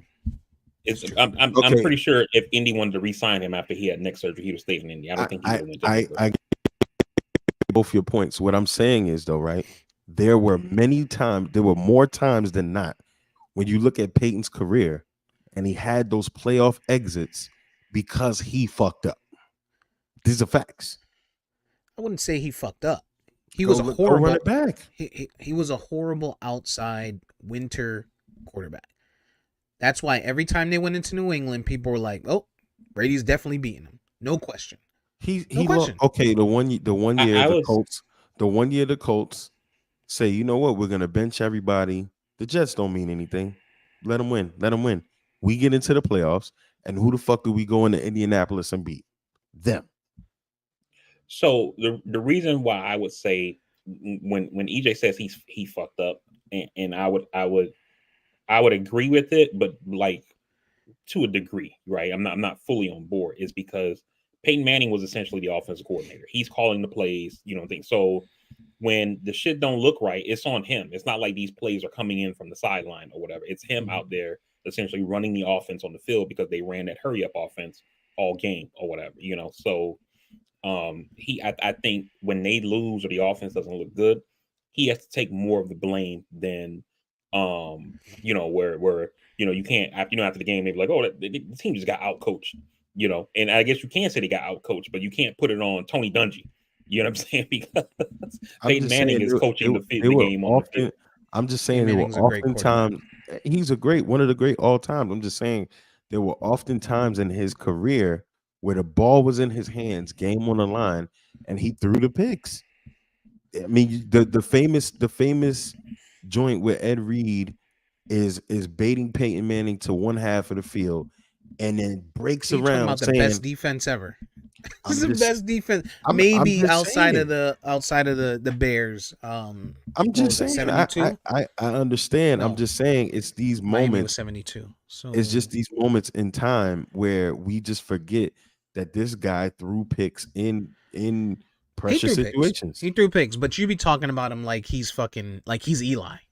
Nah, Eli. I'm not. There's one Nah, Manning that's not, and then nah. there's a Manning that is. Just Eli is definitely newsflash. not elite Newsflash. for sure. It's not easy to win a Super Bowl, right? It's certainly not easy when you got a guy in fucking Tom Brady that's stealing all them bitches, right? Yeah, yeah. Just Eli's like the only one that beat his ass though. right. So you think about the years that Brady was in there, not just in the Super Bowl, but in the league, there was a handful of guys that got some. You had Eli, who got a couple, Roethlisberger got a Peyton. couple, Peyton got a couple, and that pretty much sums up That's your it. list. That's it. Russ, That's it. Yeah. Russ right? should have had So two. there's to say that a guy is not as good. Like I wouldn't compare Josh Allen to Peyton No, Manning. but this Is is what what I'm I'm saying. saying. You got to look at it this way, right? I'm saying that he is Peyton Manning in the sense that they have the arm. Well, Josh has a better arm. Well, yeah, to some I degree. think Joe Burrow's a better Josh has comparison a to Peyton stronger Manning. arm. He's not as accurate. Josh has a stronger arm. What I'm saying is when you're talking about the level of the talent that this guy can play to the rest of the field, he is Peyton Manning of today. I'm not saying you're calling him Peyton Manning obviously for the body of work. I'm saying he I is see the what you're league's saying. Peyton Manning. He I is that got you. guy that when he messes up, the league ain't going to talk about it. And no matter how bad he can Makes play, sense. they're gonna prop him up to be that guy. Let's be real. I'm a Josh Allen fan. I wanted Josh Allen for the Jets, but he is this league's Peyton Manning. He is. That's because you hate black women, and Josh Allen likes But to I say mean, stuff about I black don't. people I on wouldn't say Twitter. that the league. I wouldn't say I the think league is Josh Allen. necessarily No, propping him never up. mind. I think that it's more of the media, the sports media. They pick and choose who their darlings are, and those guys can't do any wrong, right? And you just mentioned a moment ago about Burrow, right? And this dude has been injured every year that he's been in the league. He was injured in college, like you said, and you never hear people in the media talk about him being injury prone. You never hear them say the Bengals could do this if Burrow could stay healthy. You know what I mean? They don't but with Tua, it's if he gets if I still this dude has been healthy all year. I still hear people say if he can stay healthy, this team could be dangerous in the playoffs. I'm like, well, the he league, played every game this year, but and they keep saying if he can stay healthy. the league definitely has an influence on that. When you talk about I Mahomes think there's a bitching about but there is a getting difference a with bad Tua. call, but the Mahomes bitching about getting finally a call against them. Well, how many times have the league bailed you out before? Josh Allen, same thing. How many times has the league bailed you out before? It's the same thing. It's one and the same. I think when you talk about the Tua, if he can stay healthy, the piece there that makes it a little bit different than anybody else is this guy's had multiple concussions, and if he gets concussed, it's not whether or not he can or can't come back, it's whether or not they're going to allow it is the biggest thing at this point. So I don't think it's whether or not he can stay healthy, it's whether or not if this guy does happen to somehow get a head injury, which you hope not, right? I mean, and it could happen to anybody, but you hope it doesn't happen because of his history. Do they say something like, well, we're not letting him back for the rest of the year? And that's what, to me, that's how I perceive if he can stay healthy. Because if he gets anyone else can get a concussion, but they'll be back in a week or two. We just saw it. We saw it with Houston, right? CJ Stroud's coming back this week. We saw Kyler Murray got hit, right? We're seeing these guys get hit. There's a difference, right? They let CJ Stroud back after 2 weeks. They may not let Tua back, right? And so that's where I say where I think it says if. But nonetheless, can we talk about Patrick Mahomes' decline, or are we gonna just act like it's the receivers? Because that's all I keep hearing people say. Yo, can I just say one thing real quick? I'm on my Twitter, and the Dolphins social media just posted like the pictures showing like the gear that the players are going to be wearing on the sideline, and the NFL are some pieces of shit for not releasing like all the gear that the players wear. Cause like these hats that they're going to be wearing today, them shits look fire. So Well, that's what they do. They do exactly what they're doing to people like you, who are just gonna wait for the drop and go and get it enforced. Well, no, they don't. Some of the sideline stuff they don't release. Like I saw like a bunch of people on like Dolphins Twitter was like, yo, like the hoodie that Mike McDaniel wore, I want to say it was 2 weeks ago or 3 weeks ago. I don't remember.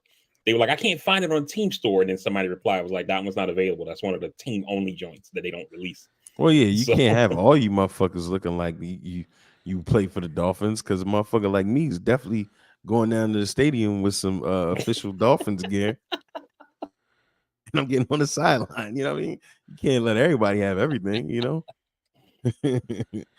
Mahomes' decline, though. I don't know, man, because I was told, at the beginning of the year, you don't have nobody to throw to. I don't know. So I don't know. Listen, you let the cheetah walk. I thought that was a bad idea. Eric Bieniemy's gone. I thought that was a bad idea. Steve was yelling me down saying he's throwing to Kadarius Toney. He's throwing to Sky Moore. I mean, who the fuck outside of Travis Kelce is he throwing to? They don't run the ball to Pacheco. Like, I mean, it's just it just seems like an all around shit show over there. Yeah, but when you're allegedly the GOAT or close to it, you should be able to make these. Sky Moore is a good wide receiver. A good wide receiver. He's not a great wide receiver. I don't think he's good either. I don't think he's good either. Rashid Rice? Rashid Rice shit. is a... I don't even know what it is. I never said Sky Moore was shit. Never said. I said Kadarius Toney is shit. And Kadarius Toney is shit. Kadarius Toney is like... He's lower than shit. Like, he's like the intestinal scum that makes the shit before it comes out of your ass. Like, that's what Kadarius... He's... Yeah, he's... Like, he is absolute ass juice. He's the worst... If I was Patrick Mahomes, I'll fight him. I would fight Kadarius Toney. I wouldn't say Sky Moore is a good receiver. I would say that Sky Moore is a receiver. That's about as far as I'm willing to go. If Sky Moore was in Eric Bieniemy system, he'd be a good receiver. I think I don't know if Mahomes is necessarily declined, right? But I think you have to ask the question of, the same way people say, was it Belichick or was it Brady? And I think you have to ask, like, was it Mahomes or was it the weapons? Because when Brady didn't have the weapons, right? There were years where he had a guy like Deion Branch, who was a really good receiver. He had Randy Moss, an all-time receiver, right? And then there was years where he had, Edelman. What's the white boy? Julian Edelman and Wes Welker. I'm not gonna let you do that with Deion Branch, because Deion Branch went to Seattle and was absolute shit. He was at the end of his career. Brady. Brady made Branch good. He was at the end of his career. And I would also say back then you have to remember that Belichick actually was a good talent evaluator and knew like when it was time to let guys go because they were starting to decline. It's you know what Branch did in Seattle? Evaluation didn't go well with Brady. You know what he did? He played like shit and he went back to New England and Tom Brady made him good again. Then they won the Super Bowl. But that's kind of my point, though, is that you had Brady making his receivers good, right? Whereas was it Mahomes making them good, or was it the opposite Clearly of he them wasn't making making him good? Tyreek. He wasn't making Tyreek good. We can see that. But really, what's the major difference? Tyreek Hill is the major difference. When you talk about wide receivers, how about this? Off the top of your head, don't look it up, don't Google it. Who was the number 2 receiver in Kansas City last year? Tyreek. Receiver. Oh, last year. I'm sorry. I thought you meant when Tyreek was there. Sorry. Kadarius Toney. Oh, I'm sorry. Wasn't it I'm Juju? sorry. I'm sorry. Go back. I'm sorry. Go back to when Tyreek was there. I forget Tyreek was in Miami for 2 years. Who was the number 2? It was Tyreek, right? It was No, Kelsey and then Tyreek. Number two receiver. Receiver. Oh, Receiver. I'm sorry. I thought you meant in production. You're saying like depth No, chart not wise. Scantling. No, 'cause It's a Scantling was long in name, Green Bay. motherfucker. It's a long name, dude. I can't think of his name. It's the guy that's still there today.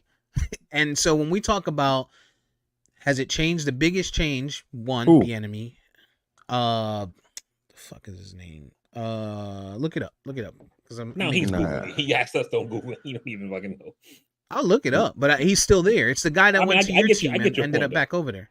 But what I'm saying is, I'm saying the team hasn't changed that much besides Tyreek, right? The guy that went to my team. Tyreek and Oh yeah. The guy who went to the Jets and then y'all sent him back to KC. Send him right back. Oh, fucking yeah, I know you're talking about. Yeah. So you had Kelsey, you had Tyreek, and you had from there, right? And then at running back, you had who was the running back? Mecole Hardman. Was it Clyde Edwards-Helaire? Was he the running back when they won the chip? I think so. And we don't even, and that's the thing, we don't even remember this shit because Patrick Mahomes was so fucking good. But that you're also making Vari's point. Because Vari's other point is it the weapons or was it the system? And Bieniemy is another factor that isn't there anymore. But the weapons and system. So what I'm getting at is you replace Tyreek with Rashid Rice. Let me tell you this: Rashid Rice he can't scratch Tyreek's ass, but he is a very good wide receiver. He's got the speed. You can scheme up very similarly. You still have Travis. Yes, Rice is a very good receiver. Look at his numbers. I don't know about that. How many touchdowns does he have? Look at his numbers. I think he's a better receiver than anybody the Jets have right now, including Garrett Wilson, numbers wise, not talent wise. I mean, he's got touchdowns, but I mean, he doesn't have 1,000 yards. He's got 74 receptions with 811 yards, and he's definitely not better than Garrett Wilson because Garrett Wilson doesn't have Patrick Mahomes as a quarterback. He has had 5 quarterbacks throughout the year, so let's not say that. He's got 7 touchdowns. He's quietly pretty good. Having a pretty good season quietly. And got some breaking news here from Shefty.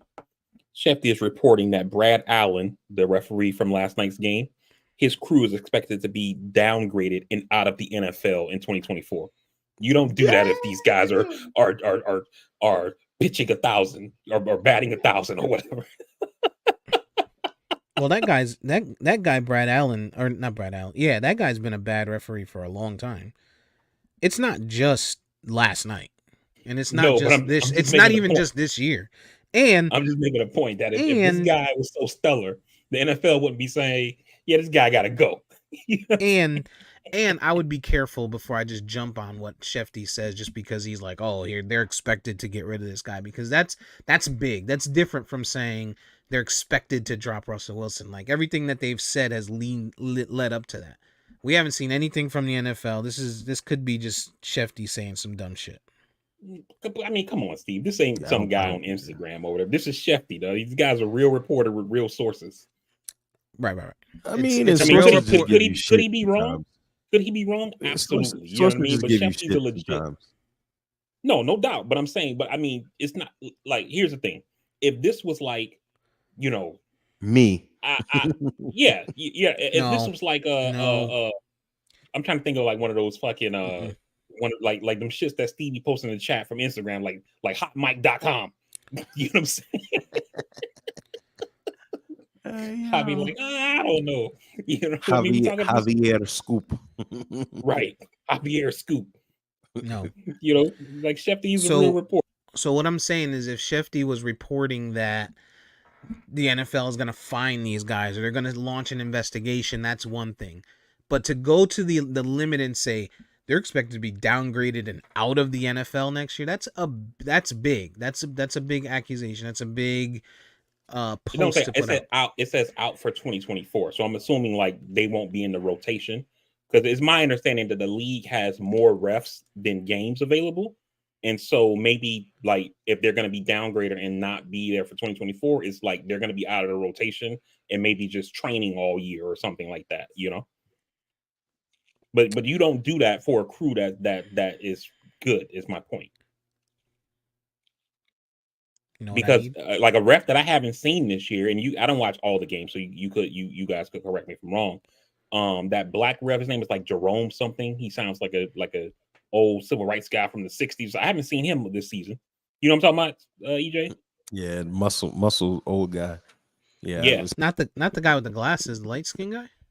No, he's like EJ's complexion. Brown skin dude. Yeah, and like he'd be like diesel old glasses. No, he don't wear glasses. But like he talks like in one of those like he'll be like the NFL charged the he'd be like the Titans have taken a second time out. False start on Dallas, number 65.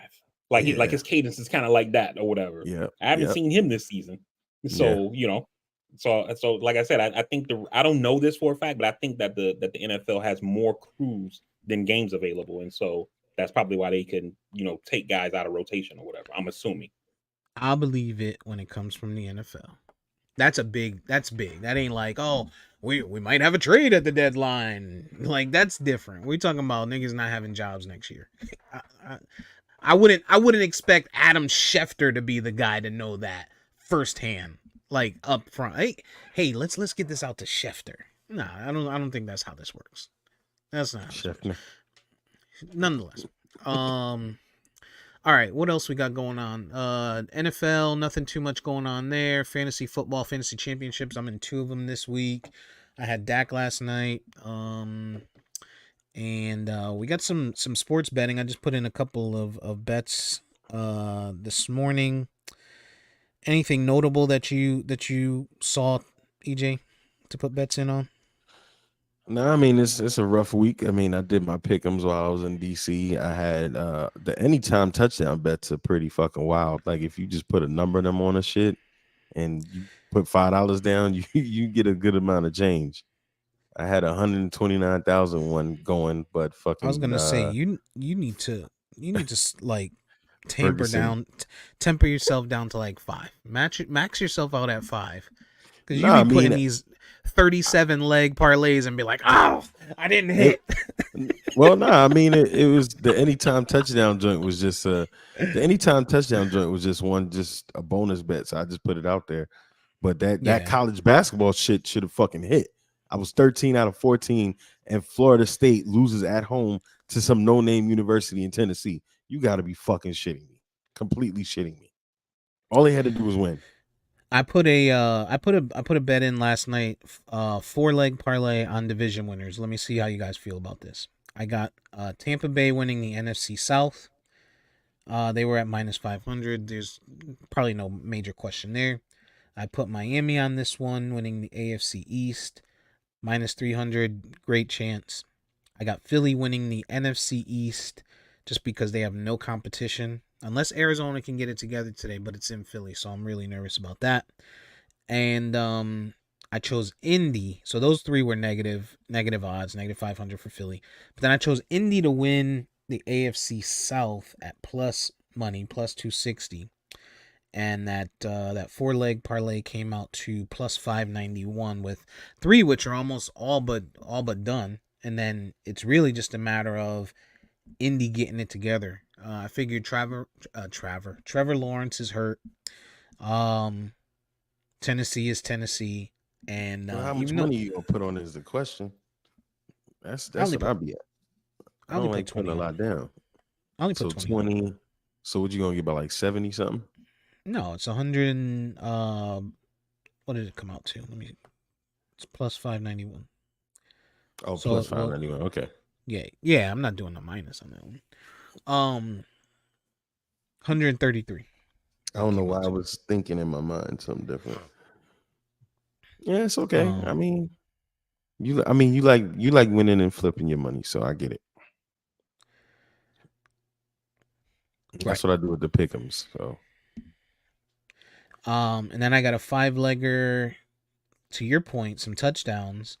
I got Jeff Wilson as an anytime touchdown. Jalen Hurts as an anytime touchdown. This is not passing. This has to be either rushing or receiving. So I just got anytime. Jalen Hurts anytime. Jeff Wilson anytime. Jalen Hurts anytime. Kyron Williams, which is the Rams up against the Giants, running back. I got Stephon Diggs anytime touchdown, which is generally a good bet. And then Rashid Shaheed for the Saints up against the Buccaneers. The Buccaneers secondary is absolute trash. And I got that one at plus 93.79. So $15 brings back $1,400 if that hits. It's not bad. The one that I'm majorly worried about the most is Jeff Wilson. And it's only because I feel I'm not sure if they're going to give it to, like, if they're inside the 5, do they give it to him and let him pound it in, pause, or do they give it to A-Chain and let him, scat back it like they normally do at Mostert? But I feel really good about the other 4. I mean, Jalen Hurts getting one of those stupid tush pushes is almost a guarantee. Kyron Williams should score on the Giants. Stephon Diggs should score on the Bills. And Rashid Shaheed should score on the Buccaneers. Yeah, you never know. That's why it's anytime. You never know. Yeah. So, well, that's why it's gambling. That's why it's gambling. We'll see if it hits. What else did you have on your topic list, EJ? Anything brief NBA? I mean the Knicks trade. I don't know that needs that much attention. I'm just gonna go on record to say I don't like it. Paul Abdul. Did you guys lose last night to Indy? Jesus Christ. And y'all lost to the Magic. Yep. Magic are quietly forming into a team. Oh yeah, they're one of the best right now. Yeah. VP's muted. Talking shit and muted. Oh, sorry. I said it's the Knicks. Who's surprised that they lost? Fucking Heat continues to be up and down. I don't know if y'all gonna make it a whole season the way y'all fucking injuries and shit are panning out. Jimmy Butler questionable every game. Yeah. But Bam looks good. Bam just came back though. You know what I mean? But Jimmy, I mean, and these back-to-backs, you can really see the age in this team. So it's gonna be interesting down the stretch for those guys. I agree, but I mean, when's the trade deadline? Because I think there's gonna be, I feel like there's gonna be some more moves that are gonna, make some differences. I think Miami lands somebody. The Knicks, I don't know that. You see that every year. Nope, they do not want to get fleeced. But there's a lot of veterans out there that could be on the move. DeRozan could be on the move. I think if I'm thinking the Bulls right, I think they're looking at moving both of those guys over there. James Harden is starting to come into his own over there with the Clippers. Yeah. They're bringing it together as they should. Is Paul George still playing over there though? Like I see everybody happy there, and I never see Paul George like I see Kawhi even laughing, and I don't see Paul George like it's like Paul George is mad that his best friend got taken away because Russ and James came in. Yeah, I don't know what's going on out there, but I mean they coming together. Phoenix just won their first game, with all three of the big three together. Or was it like the third game, I think? Yeah, it's still too early. That was their third game together. That was the first one they won with all three of them playing, though. I tell you what, I know who looks like they're done right now. Who's that? And that's the boys in the Bay. Golden State? Yeah, they're struggling. But it's a hard team to count out, man. It's a hard team to count out because it could... I mean, I don't think they win a chip, but I think they'll make the playoffs. I'm Mhm. sure they'll make the playoffs. I'm confident about that. They struggled to get in last year, right? VP, your Wembyana bet, Wembyana Rookie of the Year parlay might be out the window because that boy Chet up in who's not really a rookie but is a rookie might get Rookie of the Year. He balling over there in OKC. I mean, I don't think I said Wimbiana. Did I say he's rookie of the year? I Dog, don't you know put a that you bet. bet on it. You Who did he bet did. on? With No, I who? didn't. But I asked EJ to look at the bet for me, but Nah, it he didn't wasn't bet with available. me. I'm about to Yeah, I say, didn't I do it. know I wasn't that drunk. I Yeah, thought we looked into it, but it wasn't available. you had a parlay. It was Wemby, or that you Yeah, suggested. it was gonna be The I think I odds were had Wemby some of rookie the of the odds were year, available. Tua MVP, and then I can't remember what the third one was. But Yeah, some of the things were available and it wasn't profitable. they had two. They had the Tua and the other one was available, but Wemby for rookie of the year wasn't available. Yeah, because it was almost a giveaway. People didn't think Chet was gonna be balling the way he's balling. Boy, Chet As he is should. something He's a different. redshirt rookie. True. OKC is looking phenomenal. Yeah, they give him another couple of years. Them just like the Magic, as their young talent gets better. Banchero, Franz Wagner, in Orlando, if they can get some veteran presence over there. Similarly with OKC, they get some veteran presence. The bum ass Pistons finally broke their losing streak last night. They were on a 23 game losing streak. Yo, but again, right? You put your bets in prior to knowing this game is going on.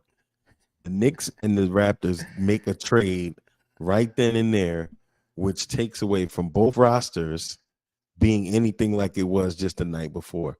So you don't have OG, you don't have the other two guys that came with him. The Knicks don't have RJ, they don't have Quickly.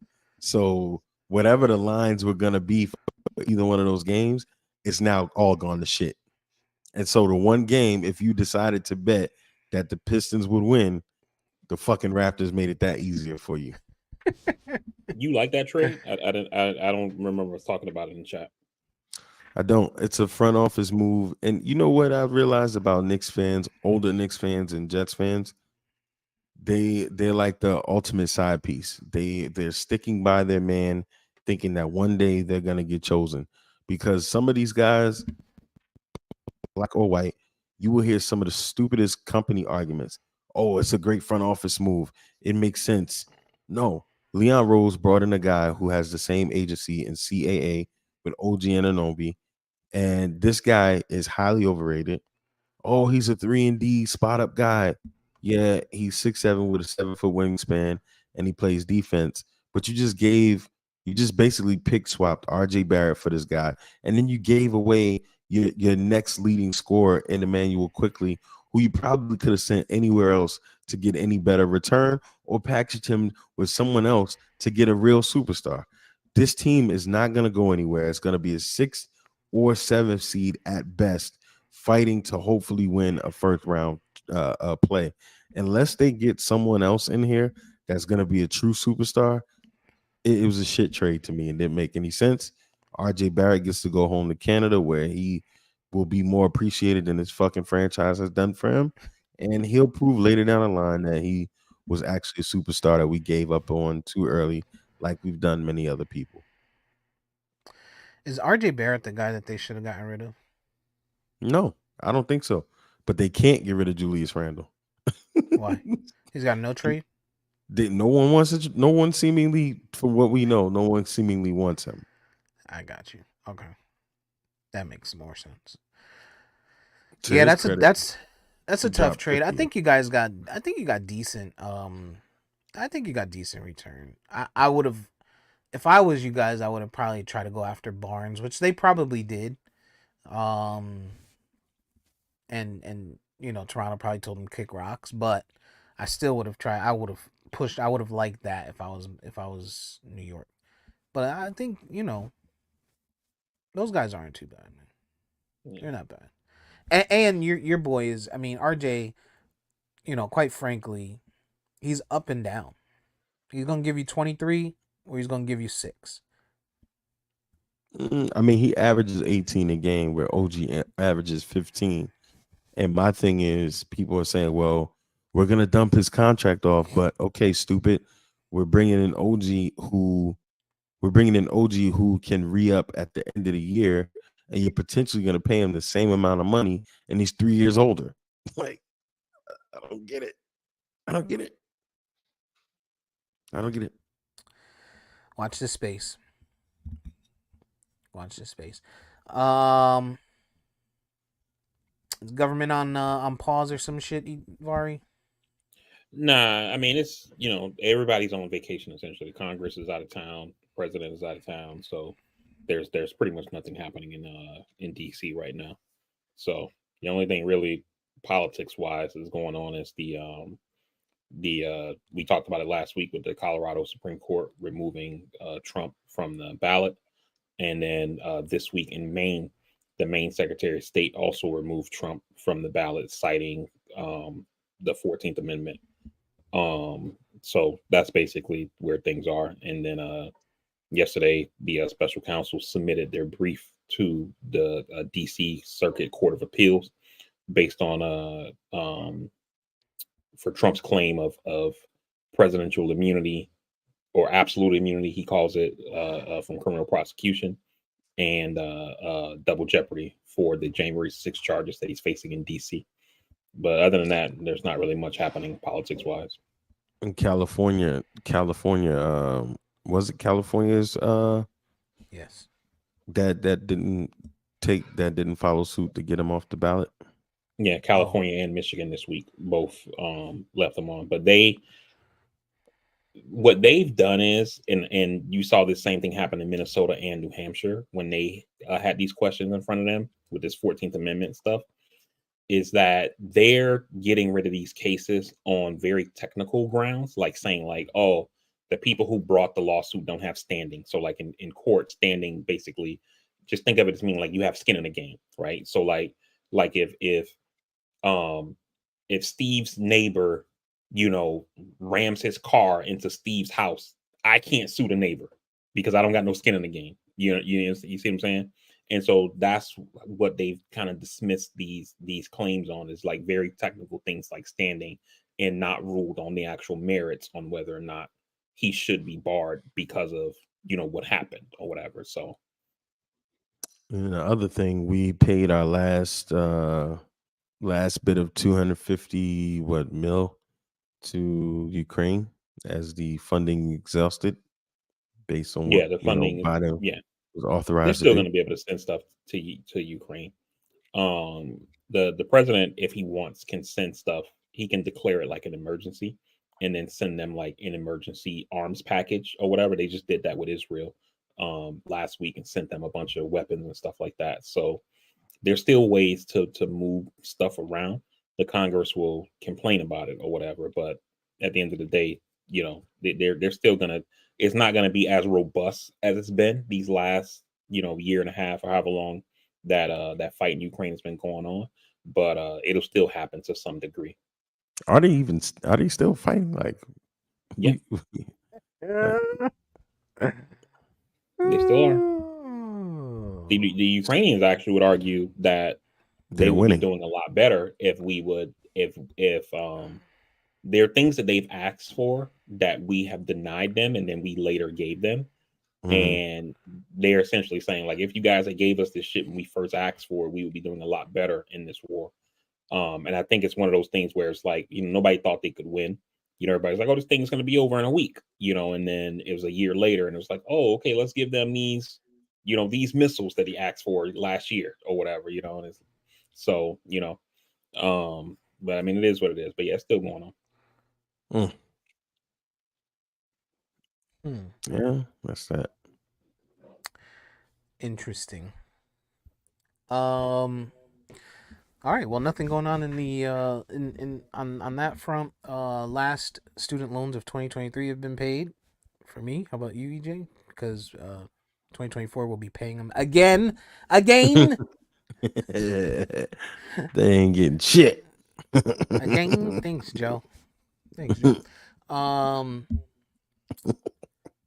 Paul Abdul is suing the Producer? producer of American Idol, saying that he sexually abused her. He put out a statement saying it's false and that she had some poor behavior on her side over the years. Interesting to see how that plays out. I don't know if there's anything else on the list. Nope. That's it, man. 2023 is out of here, fellas. 2023 is out of here. 2024 starting fresh next year. You guys got any plans? Any plans tonight? Any resolutions? Nah. Any changes for 2024 that you expect? I'm hoping to get these people these goddamn fireworks. Only thing for me, man, is just focusing a little bit more on doing things for myself. Potting on time? Nah, I ain't say all that, nigga. Don't push it, motherfucker. But nah, man, shit. You know, just be thankful to be here, right? You know. That's right. A lot of people didn't make it to December 31st and won't make it to January 1st. So the goal is to make it to December 31st of 2024 for everybody. So do what's necessary. Take care of your health. Take care of yourself. Take care of your family. Come to the pod on time next year. Time management is going to be super important. We're going to try and dial these pods back to, slowly back. Get to about 90 minutes instead of 2 hours. That's the first step. Wow. It only took me 5 years. And from 90, well, yeah, you are the one. You're the one. I've been saying that for I don't know how long. If we had AI counting the number of words spoken on this motherfucker, you would be probably 3 times more than both of us. I barely get to talk. I don't know what you're talking about. Together. We started this pod talking about Dallas. I sat here quietly and let Steve talk, and then as soon as I start talking, no. It's untrue. EJ background looked like he in a JCPenney catalog. He just took pictures. Right. He looked like school pictures. I'm gonna put Chuck D behind me. I keep saying I will, but I just never hang it up. Do it. You guys doing anything? You said nothing, right? EJ, you doing anything today? Just gonna go to somebody's house and that's it. I'm really I really get more excited for the New Year's Day brunches. Like I get more excited for that. Somebody's daughter. Well, they're always somebody's daughter. But yeah, I mean, I don't work on Monday and I telework on Tuesday, so I look forward to the New Year's Day brunch type thing. Those are always fun. Nice. Just watching people being shit faced from the day before, basically not stop drinking the night of, because a lot of these places in Baltimore they stay open till 4, so then people close down a little bit and then they open up for that day's brunch. So it's fun to watch that. I've always liked that more than anything. You don't work any Mondays, or you just don't work this Monday? Nah, I just don't work this Monday because of the holiday. Oh, okay. Yeah, me neither. VP, you doing anything this fine evening? Having people over? Nah, man. We're just chilling, man. Nothing going on this side. Wait for the ball to drop. Pretty much. I don't see how people go to that shit. I was telling my lady that. She's like, I want to go see it in person. I was like, yo, don't no fucking New Yorkers go there. I'm not doing it. I will never do it. That'll make you lose your statehood now or forever. I'll do it. I'm not standing outside though. Like when I do it, I'm gonna try and book like one of the hotels, like a room that's in Times Square with a view of Times Square. But you gotta book it. You gotta book it a year and a half in advance. They ain't gonna let you book. That shit's gonna be astronomically high. You might as well just go in the street. You bugging. It's gonna be expensive, but you're talking about one night. You're talking about one night. Ain't even no real hotels in Times Square that you can have that good vantage point from, though. No, there's some. The one that I Mm-mm. went to for my New York bachelor party had a clear view of Times Square. I forget what hotel it was because I didn't book it, but yeah, there's a couple out there. Just gotta be on it, man. But I mean, nonetheless, I don't know. Like you said, I wouldn't be fighting that crowd. Nah, fuck no. No, sir. What are you gonna be doing, my boy? I don't know. I don't think I have any plans. I'm about to, once we finish, put in some lineups, check my my fantasy, probably head off to Costco, make a quick run, grab some seafood. Costco, eh? Yeah, no, the real Costco. This is the real Costco run. Grab some seafood to make tonight, some crab legs and shit. And that's it, man. Probably chill in the crib. Sounds like a plan. Definitely Not sounds too like crazy. a plan. Bring in the new year. All right, well, I don't have anything else. Besides thanking everybody for joining us through 2023. Anybody that did join us this year through 2023. We hope to see you in 2024. Some changes coming in 2024. You know, we just recently got the live stream on Instagram going. We're looking to pan this back a little bit as far as content. You know, limiting the amount of time, honing in Shout on out to topics. Shout out to my boy, both my boys, Chris and Chris, who've been avid supporters. Shout out to Aunt Judy, who's been on here consistently week to week. So those are three of the people that definitely stand out as far as the live commentary. And there's another person, I can't remember her name. Cancel, maybe. Flores. You don't know her name? She be on here all the time. I don't be seeing the comments. That's what I don't be knowing. Oh, you're I'll tell you after. just in case somebody listening. I ain't trying to get Feds you watching. Right, 2024, cool. You in trouble. Olivia Pope. Oh, Pope, yeah. Shout out to my girl Jen, homie Jen. She on here. She be on here all the time. Shout out to Jen. She popping on almost every episode, so shout out to her too. Shout out to Cliff for popping in. VP's brother and also his co-worker Aldi. She popped in, and VP says she's an avid listener and she be on our topic. So we appreciate anybody that does listen and pay attention and offer some feedback. We'll be accepting to it, and we'll look to be better in 2024 for y'all. Yeah, get some people on live and get them debating too. They scared, man. They scared. They don't want no smoke with me. They be listening like, oh, I could beat VP. He ain't shit. He's an easy win. But they don't want to smoke with me. All right, that's all I got. Without further ado, we'll let VP take us out for the last time in 2023. Amen. Hey everybody, we definitely appreciate you guys for rocking with us for 2023. Hope that you guys have a happy, safe, and wonderful new year. You know, stay blessed if you believe in that. You know, stay prayed up and all that stuff if that's your jam. Man, as always, you know, reach out to your folks. You know, see how folks are doing. You know, take care of yourself. Health is wealth. You know, so yeah, man. But with that being said, again, we definitely appreciate you guys rocking with us for the last couple of years, 2023. We'll see you guys in 2024. You can find the podcast on all podcasting platforms by searching for Castworthy. You also can follow us on any social media by searching at Castworthy.